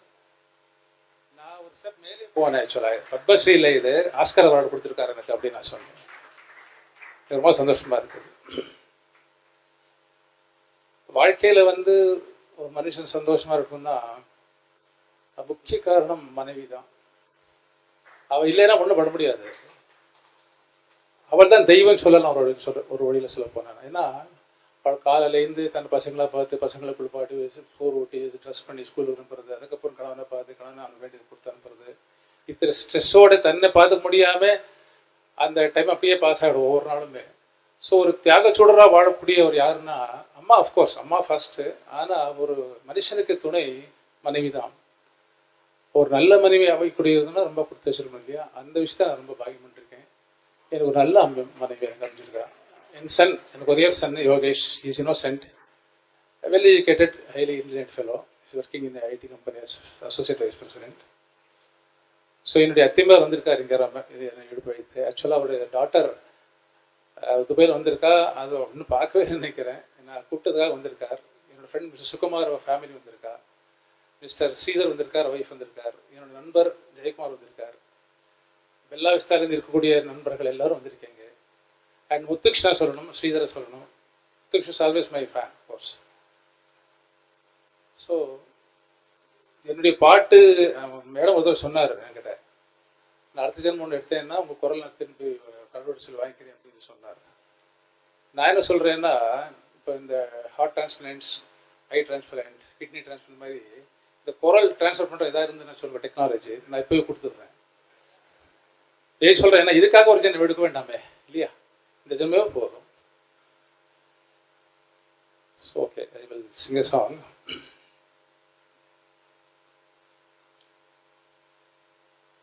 வில்லினையொத்த பூர்வம் வளைத்தனை வேலவா, அங்கோர் வெற்பு நொறுங்கி பொடி பொடியானது வேலவா.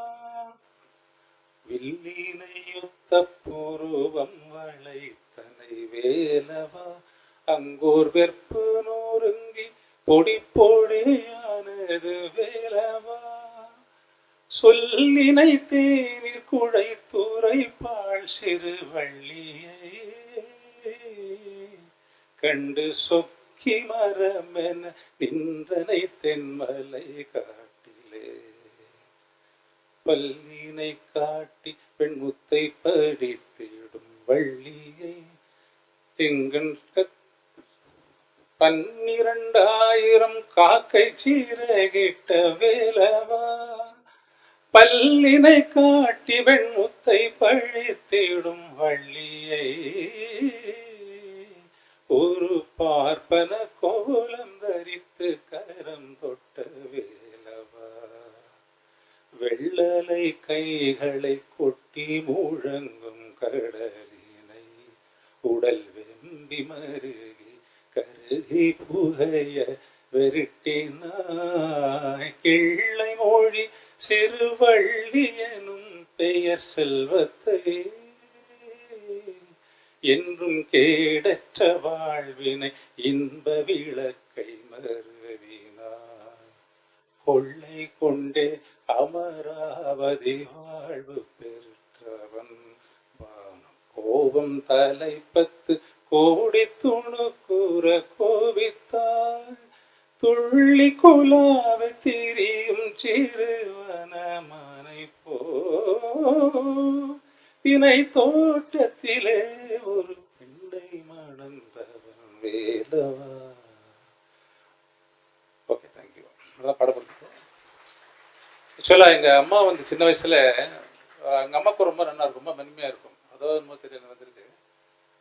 நம்மளே தூங்க வைக்கிறதுக்காக பாடு ஒரு பாட்டு. என்ன பாட்டுன்னா, அந்த பராக்ஷத்தில் ஒரு பாட்டு வரும். அந்த பாட்டு பூமாலை நீ பொழுதி மண்மேலே நீ வந்தேன் தவழ்ந்தாய். பூமாலை பூமாலை நீ பொழுதி மண்மேலே நீ வந்தேன் தவழ்ந்தாய் அப்படி பாடுவான். அவ்வளோதான் தெரியுங்க அந்த பாட்டு. அதுக்கப்புறம் இந்த பாசமலை வரக்கூடிய பாட்டு உங்களுக்கு தெரியுமே. மலர்ந்து மலராத பாதி மலர் போல வளரும் விழி வண்ணமே, வந்து விழிந்தும் விடியாத காலை பொழுதாக விளைந்த கலை அன்னமே. நதியில் விளையாடி கொடியின் தலை சீவி நடந்த இளந்தென்றலே, வளர்போதிகை மலை தோன்றி மதுரை நகர் கண்டு பொலிந்த தமிழ் மன்றமே. சிறகில் எனை மூடி அருமை மகள் போல வளர்த்த கதை சொல்லவா,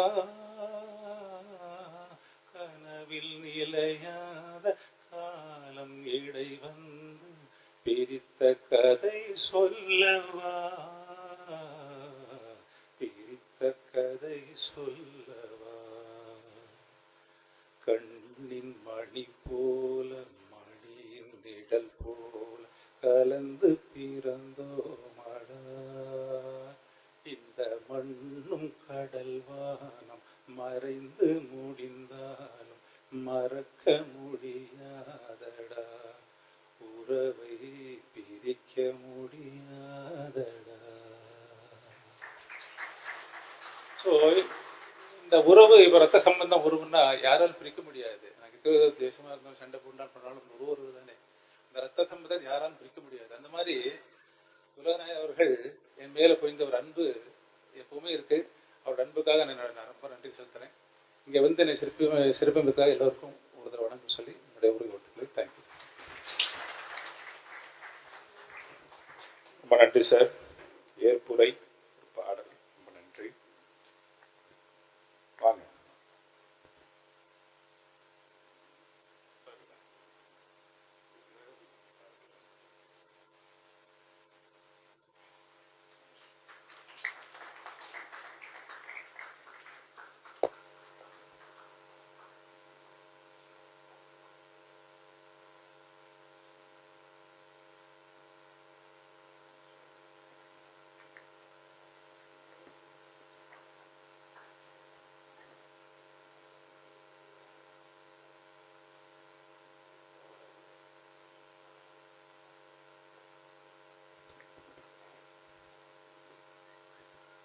நன்றி உரை. கடைசியா நன்றிகள் சொல்லணும்னா விழா நிறைவு பெறாது இல்லையா? நன்றி உரை. முதலில் இன்றைய விழாவுக்கு தலைமை தாங்கிய அண்ணாமலை ஐயாவுக்கும், திருமுறை உரையாற்றிய முனைவர் திருமதி உலகநாயகி பழனி அவர்களுக்கும், இந்த விழாவிற்கு வருகை தந்து சிறப்பித்த உங்கள் அனைவருக்கும், தமிழ்ச்சங்க நிர்வாகிகளுக்கும், விழாவிற்கு அரங்கம் தந்து உதவிய பிரஸ்டீஜ் குழுமத்திற்கும் பிரஸ்டீஜ் தமிழ்ச்சங்கம் சார்பாக உளம் கனிந்த நன்றியை தெரிவித்துக் கொள்கிறோம். மீண்டும் அடுத்த மாதம் மார்ச் இதே நாள் 24ஆம் தேதி சந்திப்போம். 2 அறிவிப்புகள். அடுத்த மாதம் 3ஆம் திருமுறை, 2வது நல்லூர் விருது திருமதி பரிமளா என்பவர் பெறுகிறார். Thank you.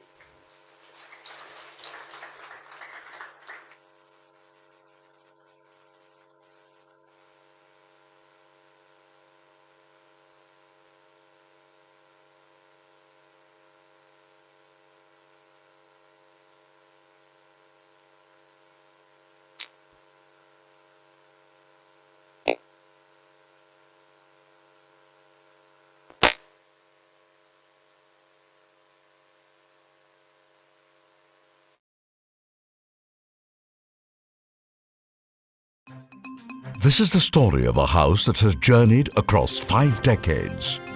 A journey of struggle, adventure, passion and achievement. A journey from a local name to global fame.